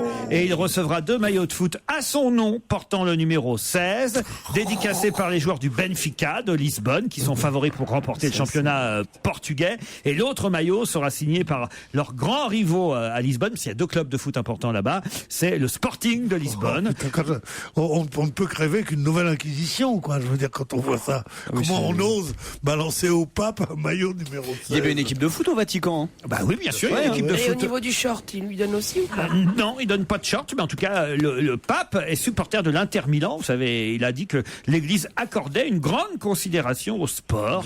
Donc voilà pourquoi les footballeurs... Mais ça n'existe pas le numéro 16. En foot? Si. Ah si. Tu mets le numéro que tu veux. Eh oui, oui. Ah bon? Ah oui. Je croyais qu'il y avait que le numéro 11. Oh, quelle est bête. Il y a 11 joueurs sur le terrain, mais il y en a aussi sur le banc de touche, chère Caroline. Donc, il y a évidemment des numéros qui vont au-delà de 11. Moi, je croyais qu'il y avait des bis. Comment ça? 10 bis, 11 bis. Voilà. 12. Parce que tu crois qu'il y a des joueurs pairs et des joueurs impairs? Cela dit, je n'ai jamais compris en fonction de quoi est-ce qu'on donnait les numéros. En fonction de la place, évidemment, mais aussi en fonction parfois de, on va dire, des superstitions des joueurs. Maryvonne et Laurent, c'est perdu. Je suis désolé pour vous. Oui. À tout le monde, merci beaucoup. Et puis, bonne continuation. J'ai vraiment bon moment. Bah oui, on a passé un bon moment ensemble, Marie-Vonne, quand même. Bien sûr, Bah bien voilà. sûr. Puis vous nous écouterez quand même encore, hein? Ah oui, tous les jours. Bah j'espère bien. Et je regarderai le samedi soir. Bah très bien. Voilà, donc je fais la pub en même temps. Elle est bavarde, hein, Marie-Vonne. Hein. Oh là là. Presque un peu trop. et Laurent aussi, on vous embrasse. Merci, à très vite. Ce soir sur France 2, on pourra voir un documentaire qui s'intitule Sexe, amour et société. Il y aura 3 parties à ce documentaire, donc diffusé ce soir 6 mai. La seconde partie sera le 13 et puis il y aura le 20 mai la 3e partie de ce documentaire. Et à propos de ce docu, il y a dans France Soir aujourd'hui une sexologue qui s'appelle Madame Catherine Solano, qui a écrit Les 3 cerveaux sexuels aux éditions Robert Laffont. Et dans France Soir, elle dit que il y a quand même quelque chose que les femmes aiment bien. Il y a une enquête qui montre que plus un homme fait quelque chose, plus sa femme a de désir pour lui. Quoi donc? Plus il fait la vaisselle. Plus il sort sa carte d'identité. Plus il fait la vaisselle. Plus il fait les tâches ménagères, plus sa femme a de désir pour lui. Bonne réponse de Jérémy Michel. Voilà un homme d'expérience. Depuis qu'il repasse, il voit bien que sa nana... C'est un truc que racontent les femmes, quoi. C'est pas vrai, ça, c'est évident. Ah ouais? Tu vois un mec qui repasse et sa femme qui dit continue. Vas-y, ça m'excite. Continue, j'en peux plus. Ah oui, rajoute du pec citron, oui. Non, mais c'est ridicule, en fait. C'est une enquête qui a montré essayez, que plus un homme réalisait des tâches C'est parce ménagères, que vous voulez pas essayer. plus sa femme a de désir pour lui, contrairement à une idée reçue, justement, où on pensait, ça voilà, c'est la thèse Zemmour, que plus un homme se féminise, moins la femme, évidemment, a d'attirance pour lui. Mais c'est parce qu'il le fait de temps en temps, c'est ça qui est excitant. Pierre, passez bien vos chemises de temps en temps. Bah, j'arrête pas, moi je fais tout à la maison. Ouais. Je passe la tête de loup, je fais tout. La tête de loup. On avait oublié l'épisode de la tête de loup. Je fais la vaisselle à l'eau froide, je récure. Je peux pas savoir. Et alors, pec citron, sif. Et alors, Hein? ça excite marche. votre femme? C'est monsieur Ma femme, propre, Pierre. Elle veut même pas me voir. Ça dépend dans quelle tenue les garçons font les tâches. Ah, c'est une histoire de tenue. Moi, je mets un petit tablier, comme ça. Voilà. Tout d'un coup, ça change tout. Je mets un petit tablier, des bas noirs et des escarpins à hauts talons. Voilà, en jogging avec les chaussettes dans les sandales, c'est moins excitant. T'imagines Pierre en slip avec les gants Mappa? Avec les gants Mappa. Avec les gants Mappa. Les gants Mappa, c'est pas ce que c'est que les gants Mappa. Non, je ne sais pas. Je ne sais pas. Je pas une gonzesse qui reste dans la cuisine, les gants Mappa. Moi j'adore les gants Mappa. Ça m'excitait pendant que j'étais enceinte. J'arrêtais pas de les renifler, ouais. C'était mon envie de femme enceinte. Ah oui? Dès que je rentrais chez moi, il fallait que je renifle mes gants Mappa. Ah ouais. Ouais, c'était mon envie de femme enceinte. Gérard, on a vraiment des cas ici. Hein. Ça, je pense que vous vous régalez quand vous venez là. Oui, je me dis, j'en ai encore du travail. Hein. Entre Gaspard Proust, Pierre Bénichou, Caroline Diamant. Je crois que finalement, les plus normaux, c'est Michalak, Bernier et moi dans cette émission, non? Dis donc. On doit être mal, nous.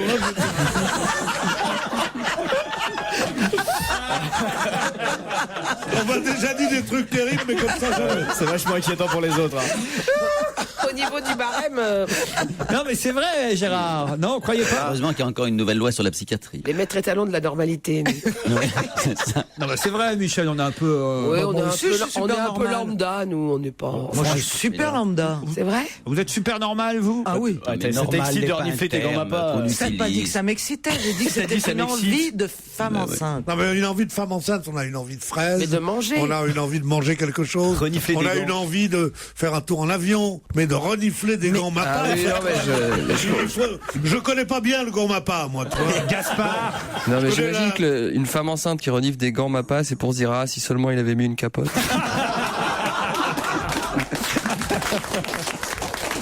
Et tu vois, je t'avais dit qu'en le chauffant, il pourrait être bon. Hein.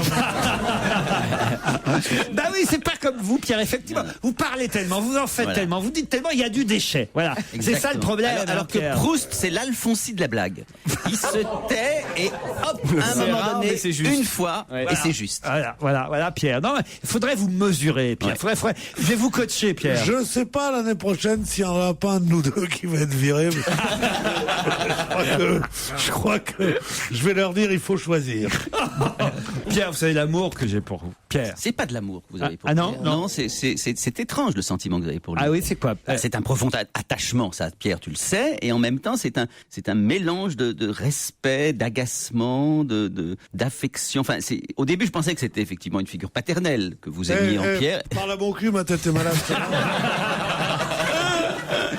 Non, mais ce que tu viens de décrire, ça ressemble à l'amour quand même. Non, il y a de l'amour. Pierre. Ouais, oh, qu'est-ce qu'il y a, Pierre? Il n'y a pas d'autre personne ici.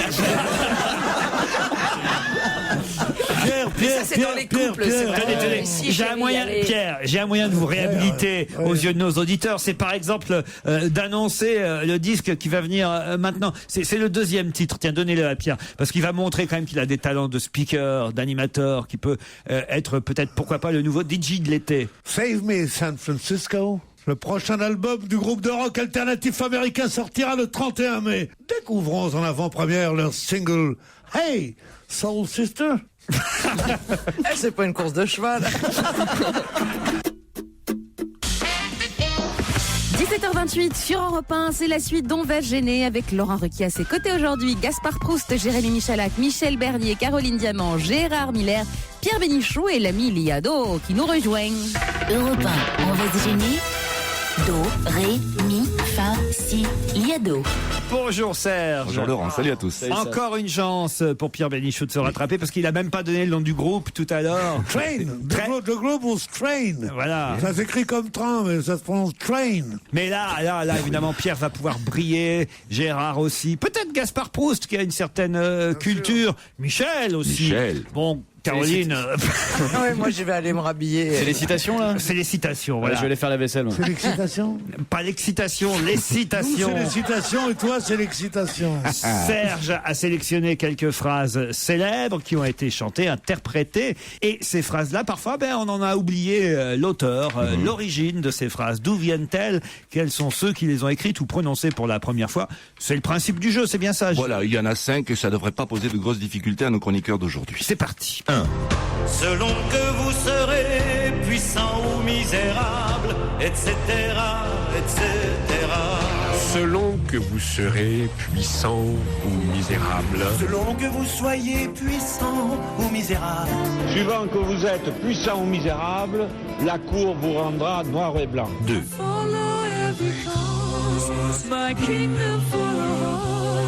Mon royaume pour un cheval.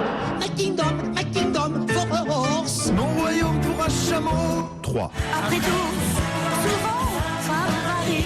Mais toujours la femme varie. Mais toujours la femme varie. Femme varie, folle qui suffit.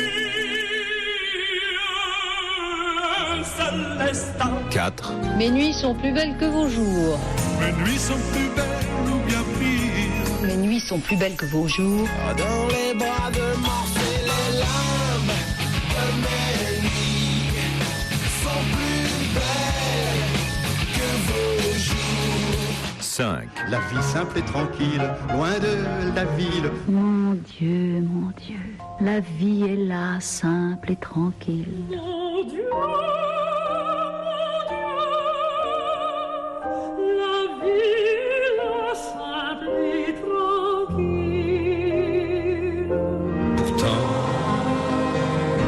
La vie est là, simple et tranquille. Que sera 1968 à moins de graves secousses? Mon Dieu, la vie est là, simple et tranquille. Alors attention, là, on va voir si, je les ai tous, si mes camarades font preuve de culture. Caroline, vous les avez tous? Oh oui, je crois qu'il y a Jean-Luc Lahaye. Je suis pratiquement sûr.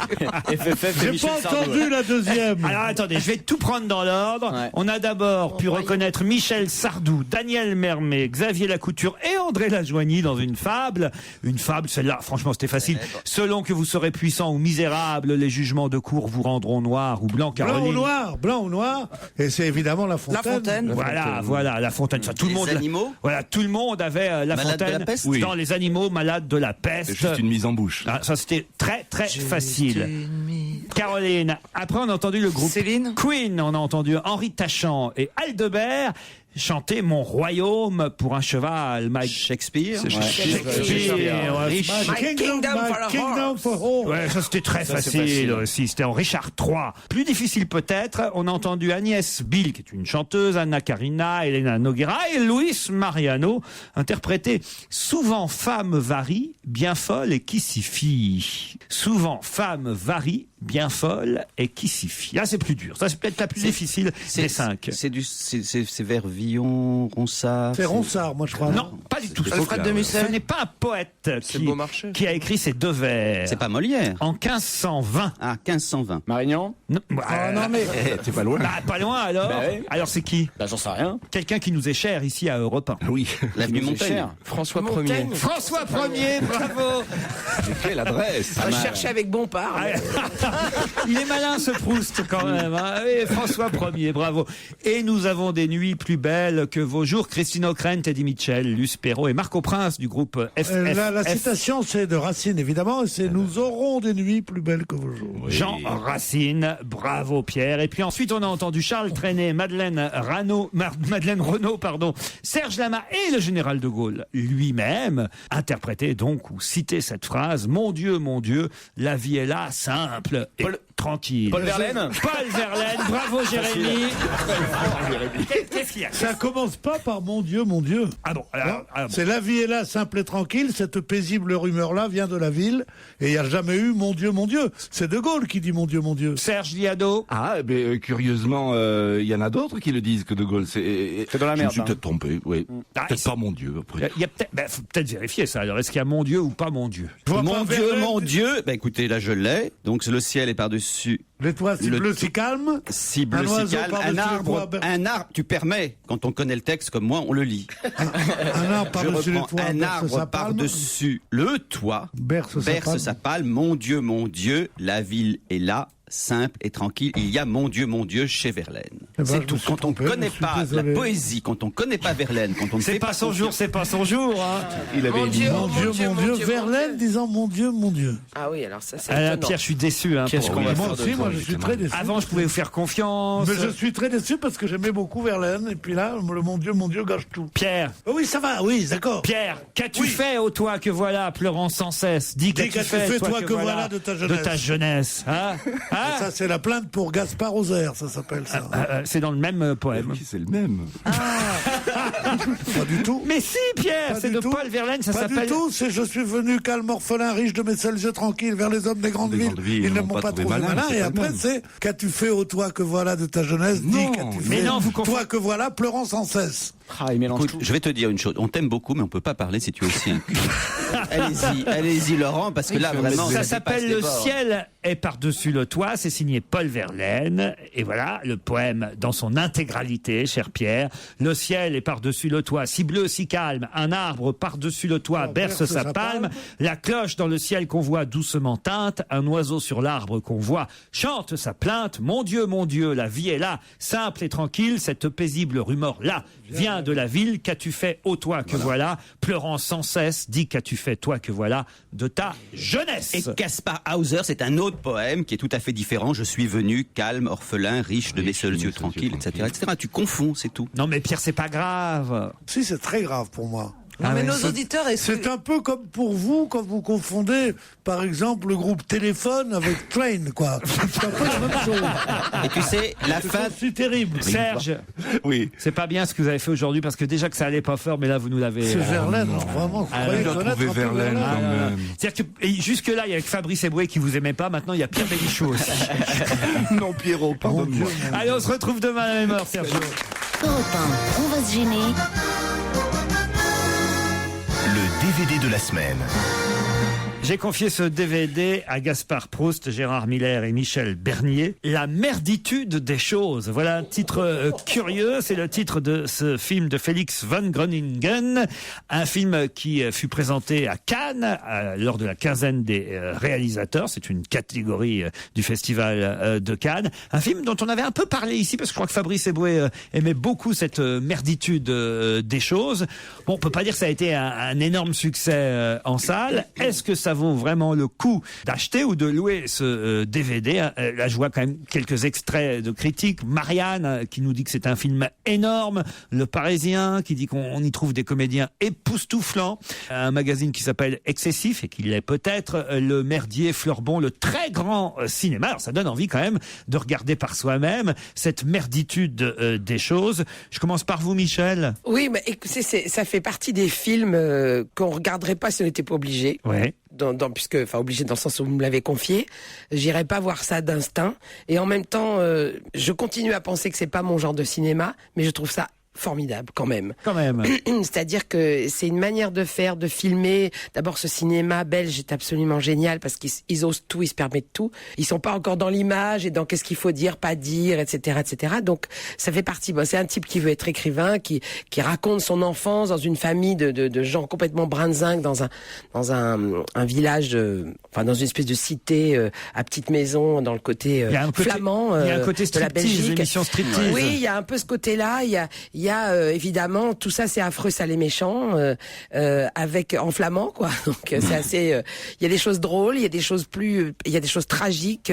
Les personnages sont pathétiques et tragiques, mais il y a toujours de l'espoir dans ces films-là. C'est ça qui fait que on finit par les aimer quand même. C'est-à-dire que il y a quand même à la fin le petit garçon, l'enfant et tout ça. Mais voilà, c'est spécial à regarder quand même. Spécial à regarder. Voilà. Mais je peux pas y dire que c'est plein de talent. Les acteurs sont prodigieux, mais vraiment, vraiment. C'est-à-dire que je sais pas à qui on pourrait comparer ça ici en France, parce qu'ils ont une liberté de jeu qui est géniale. Ils ont pas de problème avec leur image.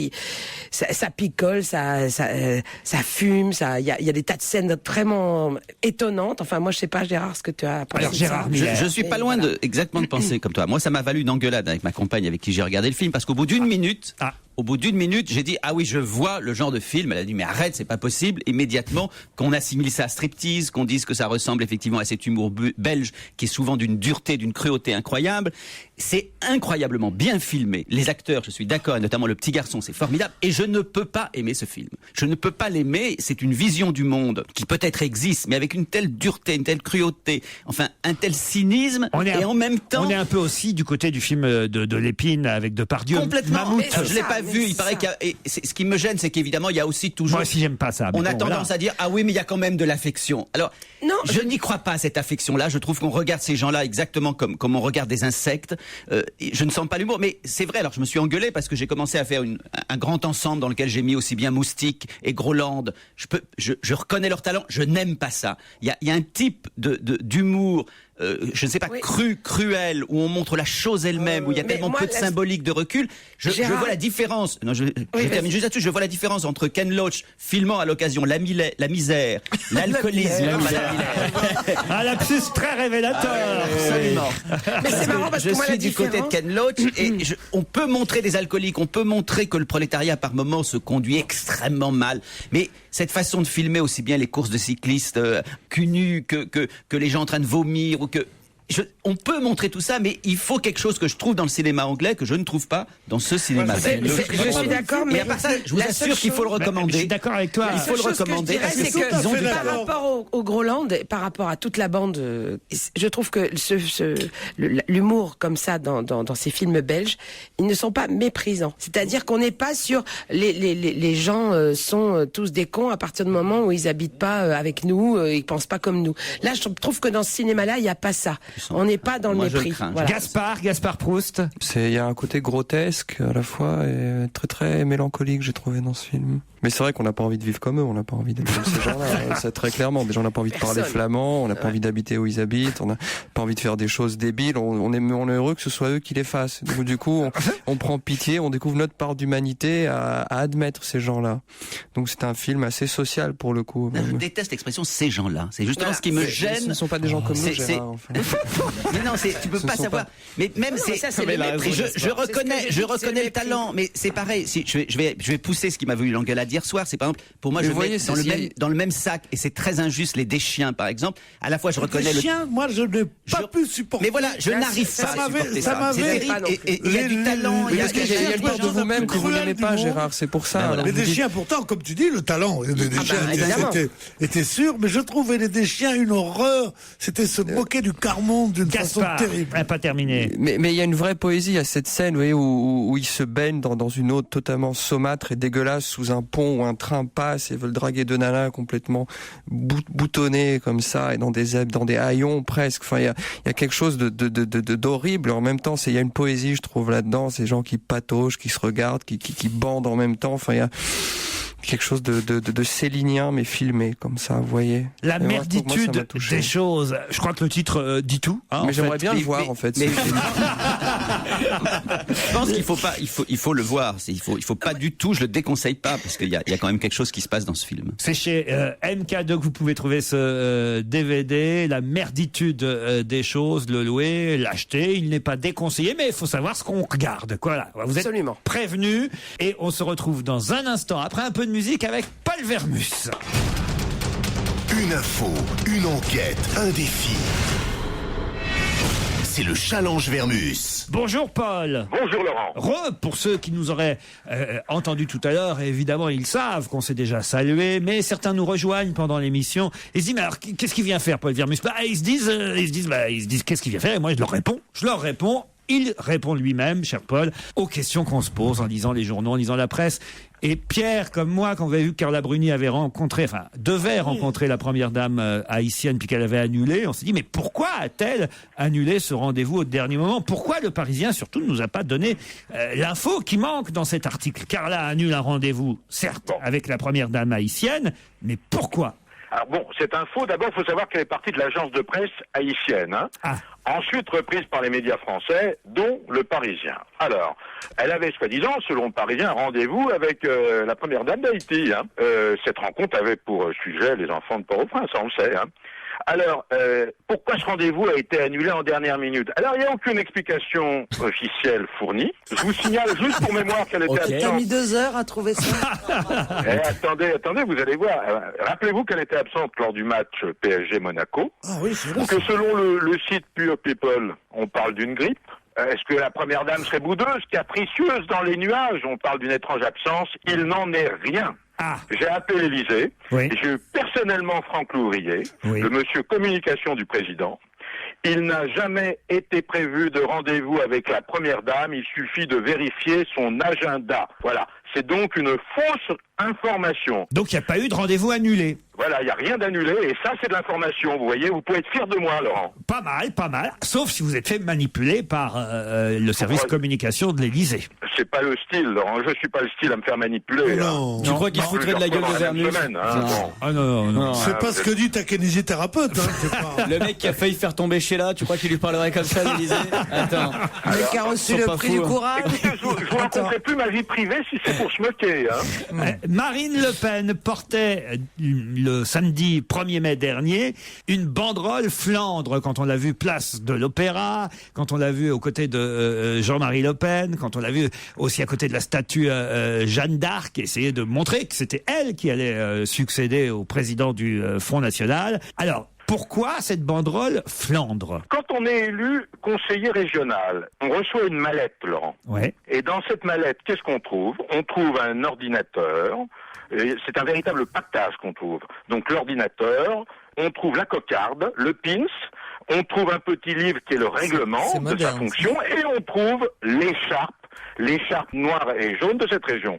Alors ça n'a rien à voir avec les scissions des Flamands et des Wallons en Belgique, c'est une tradition et c'est une façon d'honorer les 200 militants lors du défilé du 1er mai qui sont venus de Nord-Flandre. Alors dans votre valise, si vous êtes conseiller régional, vous avez tous une écharpe. Alors donc c'est bien, c'est moi qui avais raison. Alors les auditeurs qui m'ont donné tort se trompent. C'est bien donc la Flandre dont elle est élue. Absolument. En tant que conseillère régionale. Voilà, conseillère régionale du Nord-Pas-de-Calais. C'est l'écharpe qu'on a dans sa mallette. Je peux pas dire mieux, Laurent. On parle football maintenant? Ah ouais, là, je suis excellent, là. Alors allons-y. Est-ce que Didier... Vous êtes bluffé de l'extérité de mon talent. Est-ce que Didier Deschamps va rester à l'OM ou est-ce que finalement à la Fédération Française de Football, on se dit pas, tiens, peut-être qu'on a misé sur le mauvais cheval, peut-être que Laurent Blanc qui a eu des mauvais résultats avec Bordeaux, c'est pas le bon, et que pour succéder à Domenech, on ferait mieux de prendre Deschamps. Alors je vais vous répondre, Jean-Pierre Escalette a la tête dure, et il est têtu comme une mule quand il prend une décision, même seul contre tous. C'était notamment le cas lorsqu'il a choisi Domenech, lorsqu'il a confirmé Domenech, rien ne peut le faire revenir sur sa décision. Donc il est par question de faire venir Didier Deschamps à la place de Laurent Blanc à la tête des Bleus, mais, et là j'ai une information, dans le staff des cadres de l'OM, il y a José Anigo, directeur sportif de l'OM, qui est pressenti pour être aux côtés de Laurent Blanc. C'est pas de l'info, ça? Ah, ça c'est de l'info. Ça c'est de l'info.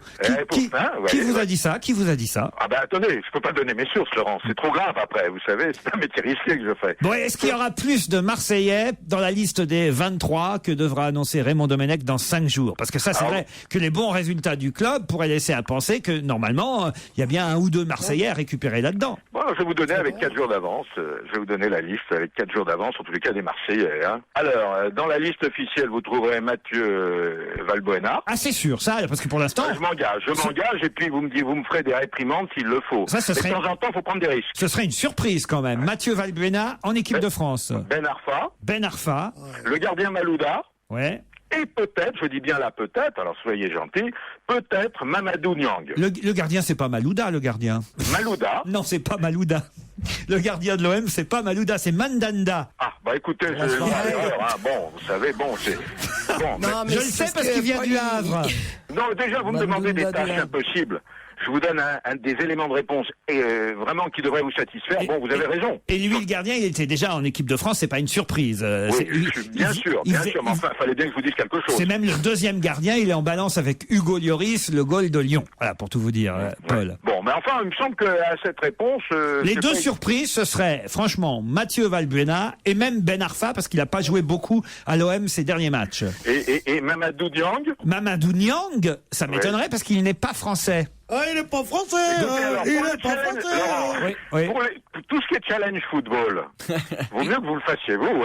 Il peut jouer avec vous êtes un expert, hein? Il peut jouer avec l'équipe du Sénégal. Donc si vous voulez, à mon avis, je ne sais pas auprès de qui vous êtes informé. Attendez, on peut se débrouiller et demander à Eric Besson une nationalité française expresso. Je ne sais pas quel est le journaliste sportif auprès de qui vous êtes renseigné, mais à mon avis, il a voulu se foutre de votre gueule. Non, écoutez, je connais tous les journalistes sportifs, et d'Alexandre Ruiz à Sacomano, en passant par Thierry Roland, et ces informations se recoupent. Et c'est lequel alors qui vous a foutu dedans? Je peux pas vous le dire, Laurent, je peux pas vous le dire. Parce que celui qui vous a dit même un Niang, alors là vraiment il est gonflé alors. C'est Walid. C'est votre assistant? Oui. Qui est viré? Oui. Très bien. Une polémique autour du livre de Johnny Hallyday. Johnny, les 100 jours où tout a basculé, alors que oui ou non, David Hallyday a participé à l'écriture de ce livre en répondant aux questions des 2 journalistes. Alors, participer à l'écriture, c'est peut-être un peu fort de dire cela, mais j'ai eu Revel au téléphone. Il a vu David Hallyday 2 fois, hein.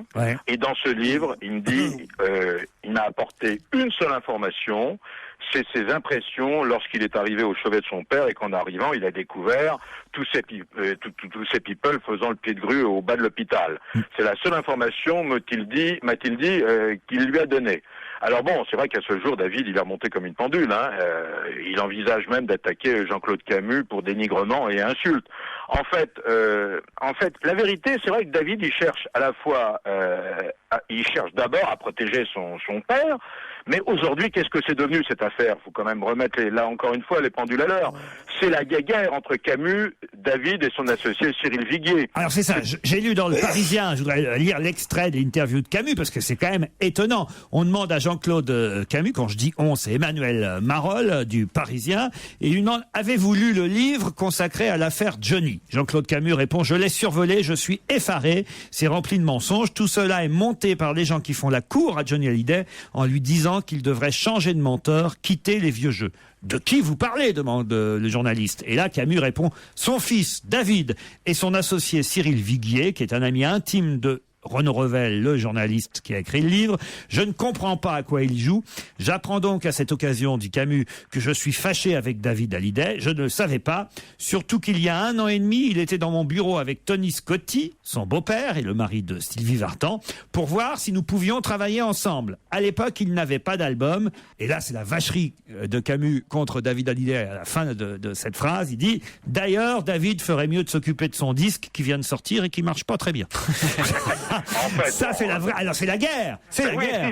Si on fait le bilan de cette affaire, c'est la guerre, et c'est à qui organisera son prochain concert, si toutefois Johnny revient un jour sur scène, ce qui n'est pas évident non plus, on n'en sait rien. Non. Alors, c'est ce qu'on appelle la guerre des clans, hein. Et depuis cet accident, la famille veut prendre les rênes et éloigner Camus, lui reprochant ce qui s'est passé, quoi. Lui en faire trop, quoi. Lui en faire trop. Alors, chacun défend son bout de gras dans cette affaire. Mais enfin, Johnny et Laetitia, ils ont l'air de rester potes avec Jean-Claude Camus, quand même. Et vous les avez vus, les SMS, vous? Oui, quand même, il lit un texto que lui a envoyé Laetitia. Vous l'avez lu, le texto? C'est ce qu'il dit pour se défendre. C'est vrai que ce qui me surprend, c'est qu'elle ait pu écrire lynchage pathétique. En revanche, après, il y a un mail de Johnny, on est sûr que c'est lui qui l'a écrit. Hein. Pourquoi? Alors voici le mail que Johnny a écrit à Jean-Claude Camus. Sache que je suis scandalisé par les méchancetés que j'ai pu lire ou entendre à ton sujet, et par la même occasion, à moi aussi. Ah oui. C'est pas français du tout. Oui, ça c'est bien, Johnny. Pour conclure cette affaire, à mon avis, il n'y a pas photo. Dans cette affaire, je pense que David Hallyday et Cyril Viguier vont gagner la partie. Non. Ah oui. Ben oui, parce que le papa est fatigué, ça me paraît normal maintenant que c'est une entreprise familiale, et ben ça revient à la famille. C'est le fiston qui va reprendre l'affaire. Je pense qu'il va reprendre l'affaire, très sincèrement. Paul, vous avez bien bossé, on se retrouve la semaine prochaine, merci. Dans un instant, l'invité mystère. Il est là. Europe 1, on va se gêner. Un invité caché dans une loge. C'est le moment de la loge d'honneur. Jusqu'à 18h30, nous allons être en compagnie d'une personnalité qui va nous rejoindre dans ce studio dans, je peux pas vous dire dans combien de temps, puisque ce sera évidemment en fonction de votre rapidité. De qui il s'agit, justement? La voix est cachée. Bonjour, invité d'honneur. La voix est bien transformée, bien modifiée. Attention, mes camarades sont très malins. Je le répète chaque jour. Vous ne devez répondre dans un premier temps que par oui ou par non à leurs questions. Et quand le oui ou le non vous semble impossible, alors essayez de faire des phrases très courtes. C'est parti. Alors, première question. Est-ce que physiquement vous ressemblez à un homme? Oui. Mais vous êtes un homme vraiment? Oui. Est-ce que vous êtes comédien? Est-ce que vous exercez une profession artistique? Oui. Est-ce que vous êtes chanteur? Oui. Est-ce que le talent qui est le vôtre aujourd'hui, vous l'aviez déjà quand vous étiez enfant? Oh, ça va nous faire avancer tes questions. J'ai pas, mais laisse-le répondre. On essaie. Oui, il répond oui, ça. Excuse-moi. Oui. Mais on vous a connu chanteur enfant? Oui. À la Croix de Bois? Ça, quand même, on a fait vite, parce qu'effectivement, c'est pas si... Oui, la question de Gérard Miller était pas idiote. Effectivement, c'est assez rare, un chanteur qui commence enfant. Est-ce que vous étiez dans un groupe où il y avait beaucoup d'enfants? Est-ce que vous avez chanté en duo? Enfant? Après, il a chanté en duo, mais pas enfant. Quand vous étiez enfant, vous chantiez tout seul, donc, hein? Est-ce que vous avez fait au moins un disque avant 18 ans? Et est-ce que vos parents vous ont particulièrement coaché, poussé à chanter? Non. Et à qui vous pensiez, Gérard? Celui qui est Jordi. Jordi. Est-ce que vous êtes Jordi? Non. Il n'y a rien de... Vous vous entendez bien avec Jean-Claude Camus? Non. Est-ce que votre style de chanson est plutôt rock ou plutôt chanson traditionnelle? Traditionnelle. Vous êtes un chanteur à voix? Ça veut dire quoi? C'est-à-dire est-ce que vous êtes un chanteur à texte? Est-ce que c'est un chanteur plutôt avec une voix un peu importante? Est-ce que vous savez chanter, quoi? Voilà. Merci, Gaspard. On dit que vous savez chanter. Peut-être la question, c'est est-ce que vous écrivez vos textes? Oui, beaucoup de mes textes, oui. Beaucoup de textes. Est-ce que vous êtes français? Non. Ah, voilà, c'est une bonne question posée par Jérémy Michalak. Je pense que vous venez plus du Canada ou du Québec. C'est peut-être, vous êtes Michel Sardou, ne m'appelez plus jamais Franck, c'est ça? Est-ce que vous venez du Québec? Non. Est-ce que vous êtes belge? Non. Suisse? Non. J'ai un premier indice musical. Oui, allez. allez, un indice pourri.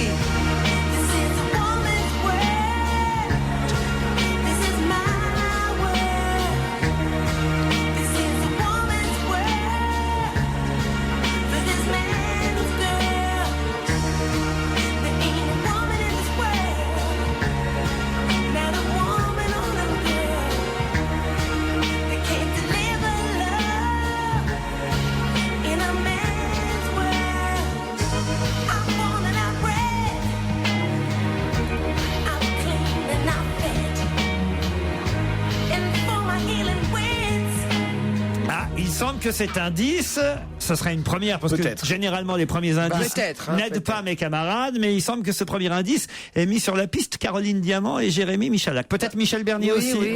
Pour confirmer. Vous aussi, attendez, alors Pierre, posez la question, ça. Là, je pose directement, vous êtes Michael Jackson? Parce qu'il paraît, qu'il n'est pas mort, et 2, qu'il a commencé très jeune. Ça me surprenait que Pierre ait trouvé. Jérémy. Est-ce que vous avez déjà chanté pour un événement sportif, pour une cérémonie d'ouverture d'événements sportifs? Oui. Alors on est très sur la voie. Est-ce que vous avez chanté avec Néné Tchéri? Alors écoutez ce deuxième indice et vous aurez peut-être confirmation. J'aime tes yeux, j'aime ton odeur, tes gestes en douceur, lentement dirigés, sensualité. Stop un instant, j'aimerais que ce moment vive, ça pourrait t'adonner ta sensualité. Alors c'est marrant parce que je pensais que ça allait confirmer ou conforter l'idée de mes camarades. Et alors là, pas du tout. D'un seul coup, Michel est paumé. Ah oui, complètement. Alors là, par rapport à ce qu'on pensait. Est-ce qu'il y a en vous, physiquement parlant, quelque chose qui tire vers l'africanité? Non. Non? Non? Ah oui, Est-ce qu'il y a en vous quelque chose de Tennessee? Vers l'africanité, vous répondez? Oui, bien sûr. Il voulait vous mettre sur une fausse piste, notre invité. Alors moi, je suis avec Axel Red, on voit pas le rapport. Pourtant, c'est vous qui avez posé la question et la bonne. Bien sûr. La bonne question. Alors, puisque Michel, Caroline et Jérémy ont trouvé. Vous aussi, Gérard? Oui, moi aussi. Non, pas vous. Si, il porte le même prénom que vous. Ah oui, alors allez-y, c'est Laurent Voulzy. Pierre, il trouve... T'es trop fort, Pedro. Trop fort. T'es un tueur. Mais pas de la faute de vos chanteurs. T'es un tueur. Je suis sûr que Gérard et Pierre n'ont pas le nom encore. Gérard Miller, il fait son malin, Gérard Miller. Mais vous êtes noir. Vous êtes noir, c'est pas étonnant. Vous êtes grand. Vous êtes grand. Vous êtes réputé beau et vous savez que je vous trouve éminemment sympathique pour un certain nombre de vos déclarations. Voilà. Donc je suis désolé, j'ai bien trouvé. Mais t'as pas trouvé du tout. Est-ce que vous avez dit quelque chose juste avant l'élection présidentielle dernière à propos de l'élection de Monsieur Sarkozy? Pas du tout. Non. Mais pas du tout. C'est Yannick Noah qui est bête. Alors attention, c'est Michel Bernier, Caroline Diamant et Jérémy Michalak qui se lancent. C'est Youssou N'Dour. Youssou N'Dour qui va nous rejoindre. Bonjour et merci d'avoir accepté notre invitation. Merci d'avoir joué le jeu. Vous nous apportez votre dernier album Dakar Kingston. Et puis, vous allez nous parler aussi de Paris qui devient capitale des musiques du monde du 1er jusqu'au 21 mai. Et je dois dire qu'ils sont allés assez vite, mes camarades. Pas Bénichou, Miller et Proust, mais Michel Bernier, Jérémy Michalak et Caroline, dès qu'ils ont entendu Néné Chéri, alors je dois dire... Je m'ai mis sur la piste, moi aussi, mais j'osais pas l'affirmer. Tous rêvé. C'est vrai, Pierre, arrêtez de mentir, Pierre. Ça se voit comme le nez au milieu de votre visage, quoi. Je savais que c'était Youssou, mais pas... j'étais pas sûr, quoi. J'aime bien parce qu'il l'appelle Youssou. Youssou N'Dour est notre invité pour Dakar Kingston. Je propose qu'avant que nous continuions à parler ensemble, on écoute justement un premier extrait de votre album. Album reggae, quand même. Yeah. Bon, on le devine un peu dans le titre, mais quand même, je le précise, Dakar Kingston, Youssou N'Dour s'attaque au reggae, si j'ose dire. Et justement, la chanson qu'on a choisie s'appelle Marley. Youssou N'Dour est notre invité. Avec son album Dakar Kingston, auteur, compositeur, interprète et musicien sénégalais. Je dis auteur, compositeur, interprète, mais là, toutes les chansons de l'album ne sont pas forcément, j'imagine, composées par vous. Il y a des reprises. Il y a des reprises, en fait, des chansons que j'ai écrites avec d'autres. En fait, il n'y a pas de reprise des chansons de Bob Marley. Vous n'êtes pas allé chercher du reggae existant déjà, alors? Non, j'ai voulu être original, garder mes mélodies que j'avais déjà bien avant cette démarche reggae. Et pour rester original, je pense qu'avec cette musique, nous sommes parvenus avec ces mélodies-là d'amener du reggae africain. Le reggae vient d'Afrique au départ. De toutes les manières, nous pensons que depuis le départ des esclaves, la musique aussi est partie. Et c'est pour cela que quand elle revient, que ce soit la musique cubaine ou jamaïcaine, ça nous touche énormément. Vous êtes allé en Jamaïque et à Kingston enregistrer votre album? Oui, je suis allé là-bas enregistrer dans le studio du feu Bob Marley. C'était une ambiance extraordinaire avec. Ça fumait. C'était pas l'objectif. L'objectif Non, mais c'était. ça peut aider. Je veux dire, nous on fume pas, mais bon, je veux dire, l'objectif c'était. Nous non plus. D'ailleurs, de rester dans cette ambiance-là, mais effectivement, quand vous restez dans cette ambiance-là, bon, eux, ça fait partie de leur quotidien. Oui. Là-bas, évidemment, c'est le quotidien jamaïcain. Il y a une question qu'on pose beaucoup ici en France en ce moment aux différents candidats, enfin éventuels politiques. Justement, c'est est-ce que vous serez candidat à la présidentielle en 2012 ? Et alors, il y a eu une rumeur sur vous, comme quoi vous seriez candidat en 2012 pour la présidentielle au Sénégal. Non, je ne serai pas candidat. Personnellement, je suis pas intéressé. Mais bon, je vais m'intéresser un tout petit peu du pays, c'est-à-dire voir exactement ce qui se fait et veiller à ce que les élections se passent très très très bien et que le meilleur gagne et que je ferai mon choix. Le président actuel se représentera comme Sarkozy en 2012 ? Oui, c'est ce qu'il a dit. Pour l'instant, il l'a pas dit directement, mais c'est ce qui va se passer peut-être. Vous mêlez évidemment de la politique. En tout cas, vous êtes un chanteur engagé. Et c'est vrai qu'à travers le monde, à chaque fois, vous avez participé à des événements. Alors parfois sportifs, comme l'a rappelé Jérémy Michalak. C'était le mondial en 98 avec Axel Red, l'ouverture de la Coupe du Monde de foot au Stade de France. Voilà pourquoi on a entendu Axel Red. Mais bien sûr, des stades parfois remplis pour des raisons plus politiques que sportives. Je pense par exemple à la libération de Nelson Mandela.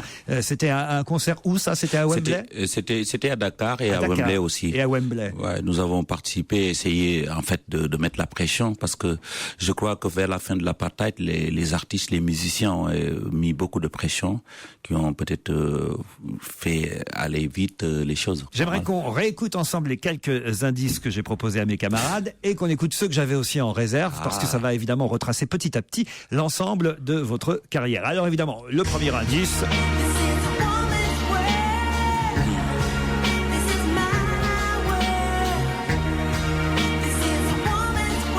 J'aurais pas dû mettre celui-là au départ. Ça a aidé trop mes camarades. Non, ils ont fait un duo vraiment mythique. Alors voilà, je ne pensais pas que vous étiez aussi pointu. En fait, il y aurait eu que des Bénichou et des Miller. Ça aurait été. Mais nous alors. Je signale que j'ai presque trouvé. Mais effectivement, c'est vrai que Youssou N'Dour a beaucoup joué au tennis à une époque. le duo avec Néné Chéri, c'était 7 Seconds, c'est ça? Oui. Pas prononcé comme ça, mais c'était ça. Au départ, c'était pas pour faire. Mais enfin, c'est à peu près juste ce qu'il dit. Oui. Vous connaissez même pas cette chanson, vous, Pierre? Moi, je connais pas cette chanson. Essayez voir de la. Non, parce que je n'ai pas à chanter. Moi, je suis pas payé pour chanter. Je chante plus d'ailleurs dans cette émission, vous avez remarqué. C'est vrai, ça. Il y a un petit moment. Peut-être vous allez faire un petit duo avec Youssou N'Dour d'ici la fin de l'émission, non? Oh non. Pourquoi non? C'est vrai que j'ouvre la bouche d'ici la fin de l'émission, la façon dont j'ai été traité devant un monsieur que je connais pas en plus. Ah, voyez, vous venez de le dire. Donc, j'aime l'œuvre. La deuxième chanson, le deuxième extrait, c'était celui-là. J'aime tes yeux, j'aime ton odeur, tes gestes en douceur, lentement dirigés, sensuels. C'est vous qui l'avez écrite, celle-là? Ah non, sa sensualité, c'est Axel Red. Mais il fallait retenir non pas la chanson, mais l'interprète, Axel Red, avec qui vous avez composé et chanté la chanson d'ouverture du mondial, ici même en 98. C'était la Cour des Grands, c'est ça? La Cour des Grands. La Cour des Grands. C'est un bon souvenir, ça? Oui, ça me rappelle énormément de choses. Je crois que cette Coupe du Monde, pour moi, c'était déjà ma première Coupe du Monde. Regarder les matchs directement et le Sénégal n'était pas encore qualifié parce qu'on s'est qualifié après l'année qui a suivi et donc j'avais le micro et j'ai mis un bandeau drapeau du Sénégal. Bon, pour moi je représentais mon pays parce que la Coupe du Monde c'est pas aussi seulement que du foot, c'est une fête. Et là par exemple pardon pour ma lacune, mais le Sénégal est qualifié pour non, aïe. Mais ça se passe en Afrique en revanche. Oui, ça se passe pour vous serez au Cap ou à Johannesburg pour le mondial? Oui, j'y serai juste pour aller-retour. J'ai une tournée qui commence à la même période, mais bon, j'irai quand même en Afrique du Sud. Et dans ces cas-là, de quelle équipe vous êtes supporter?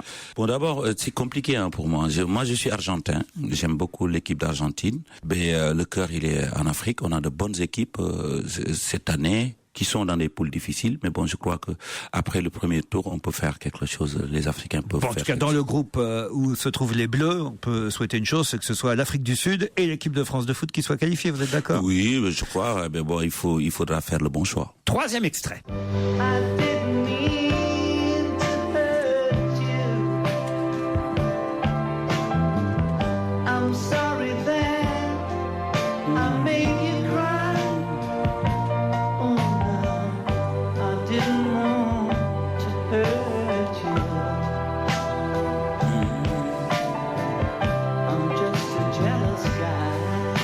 Quel est le rapport? Alors là, on va voir si mes camarades sont doués autour de la table. D'abord, Pierre, est-ce que vous avez reconnu qui chantait là, Pierre Bénichou? Ouais.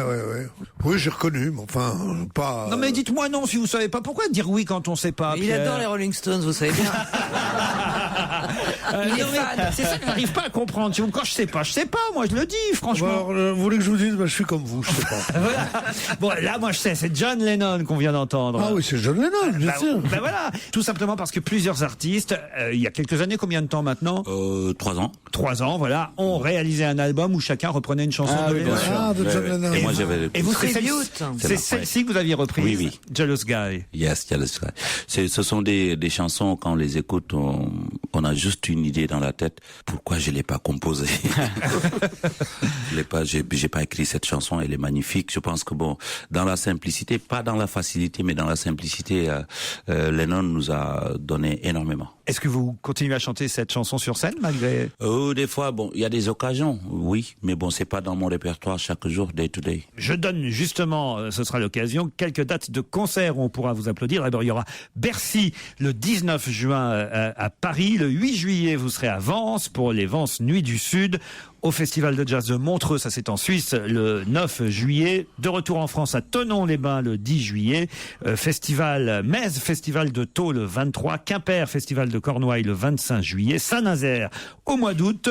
Et de retour à Paris, salle Pleyel le 28 octobre. Alors la différence entre Bercy et la salle Pleyel pour vous? Ah ben c'est autant j'aime bien, tu vois, parce que Bercy c'est le grand bal africain qui se passe. Autant j'adore les espaces comme ça, mais bon, moi je pense que bon, le feedback qu'on reçoit dans une petite salle c'est fantastique et ça il faut toujours s'arranger pour jouer dans les petites salles. Il faut faire Bercy pour avoir un énorme public et de temps en temps une salle un peu plus petite pour revenir à l'intimité d'un concert. Je crois que c'est important, ça me rappelle aussi notre club à Dakar, le Tiosan.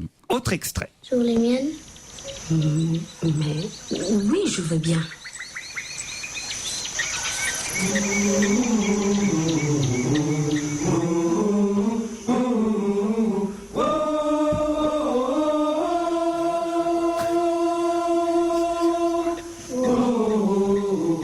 Ça vous aurait aidé autour de la table?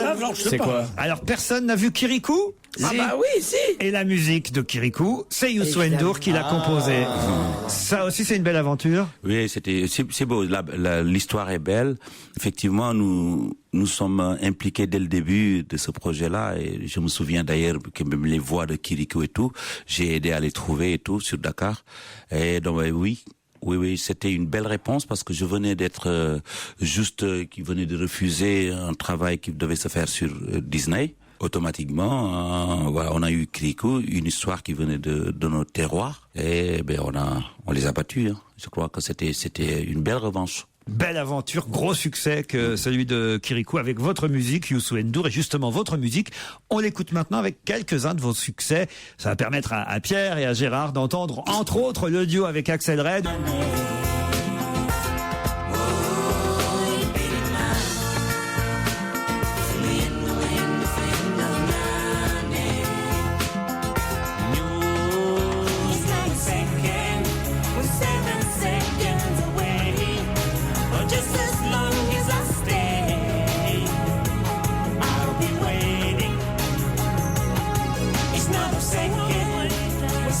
Youssou N'Dour en concert à Paris Le 19 juin à Bercy. À la rentrée en octobre, fin octobre, le 28 octobre précisément, salle Playel, avec évidemment, j'imagine, les nouvelles chansons de l'album Dakar Kingston. Un mot quand même sur l'opération Paris Capitale des musiques du monde. C'est actuellement jusqu'au 21 mai, entre Châtelet et la Goutte d'Or. On peut voir des portraits d'artistes. Alors 75 portraits géants. Alors il n'y a pas Franck Ribéry, hein, ça a été enlevé, mais sont des artistes qui représentent les différentes musiques du monde. Oui, bon, vous savez, début des années 80, on a parlé beaucoup de world music. C'était en fait, les gens commençaient à dire, c'est une musique qui vient des pays sous-développés, et ainsi de suite. Bon, à l'époque, nous étions avec les Peter Gabriel, Paul Simon et tout. Et aujourd'hui, tout le monde fait de la world music. Donc, ça m'étonnerait pas de voir des photos dans Paris de gens qu'on a dans même la pop music. Et pour moi, cette opération aussi amène la reprise en main de la France, de la musique world. Parce qu'en fait, les dernières années, la world music s'est développée beaucoup plus en Angleterre, avec bien sûr beaucoup de collaborations et tout. Aujourd'hui, Paris rend hommage à ces figures. Je pense que c'est une bonne chose par rapport à ce que représente la France pour nous. Culturellement, on est un complément aussi. Hein. Paris, capitale des musiques du monde, pour afficher le visage métissé et international de Paris jusqu'au 21 mai sur différents grands boulevards parisiens. On peut voir entre autres... C'est la mairie qui a pris cette initiative entre autres la mairie, j'imagine, oui, la mairie de Paris et Paris Mix, c'est une association qui a évidemment proposé cette idée formidable où on voit effectivement les portraits de, entre autres, Youssou N'Dour, Césaria Evora, Manu Dibango, Rachid Taha, Salif Keita, Khaled, Manu Chao, Kassav, Morricone, j'en donne quelques-uns au hasard. Je dis, c'est peut-être bien de rappeler un tout petit peu que dans les années 80, comme vous le dites, c'était notamment aussi la gauche qui était au pouvoir, et que c'est vrai quand même que ça a aussi peut-être été une coïncidence, mais que la world music était très très présente en France, et ces musiques-là. Et comme par hasard, quand on a commencé à parler dans les années 90 tellement de l'immigration et tellement des problèmes d'immigration, ben ça a eu aussi comme conséquence, bizarrement, de faire déserter Paris, qui était la capitale comme de la world music dans les années 80, ça fait déserter ces musiques aussi. Je trouve que c'est un aspect... Mais ça a permis de revoir Mireille Mathieu. C'est un des aspects qu'on ne souligne pas assez des débats débiles sur l'immigration. Oui, mais en même temps, sous la royauté, il a eu Mozart. Donc, vous voyez. Youssou N'Dour, Dakar Kingston, c'est le titre de l'album. Merci de nous avoir rendu visite, Youssou N'Dour. C'est un plaisir. Merci.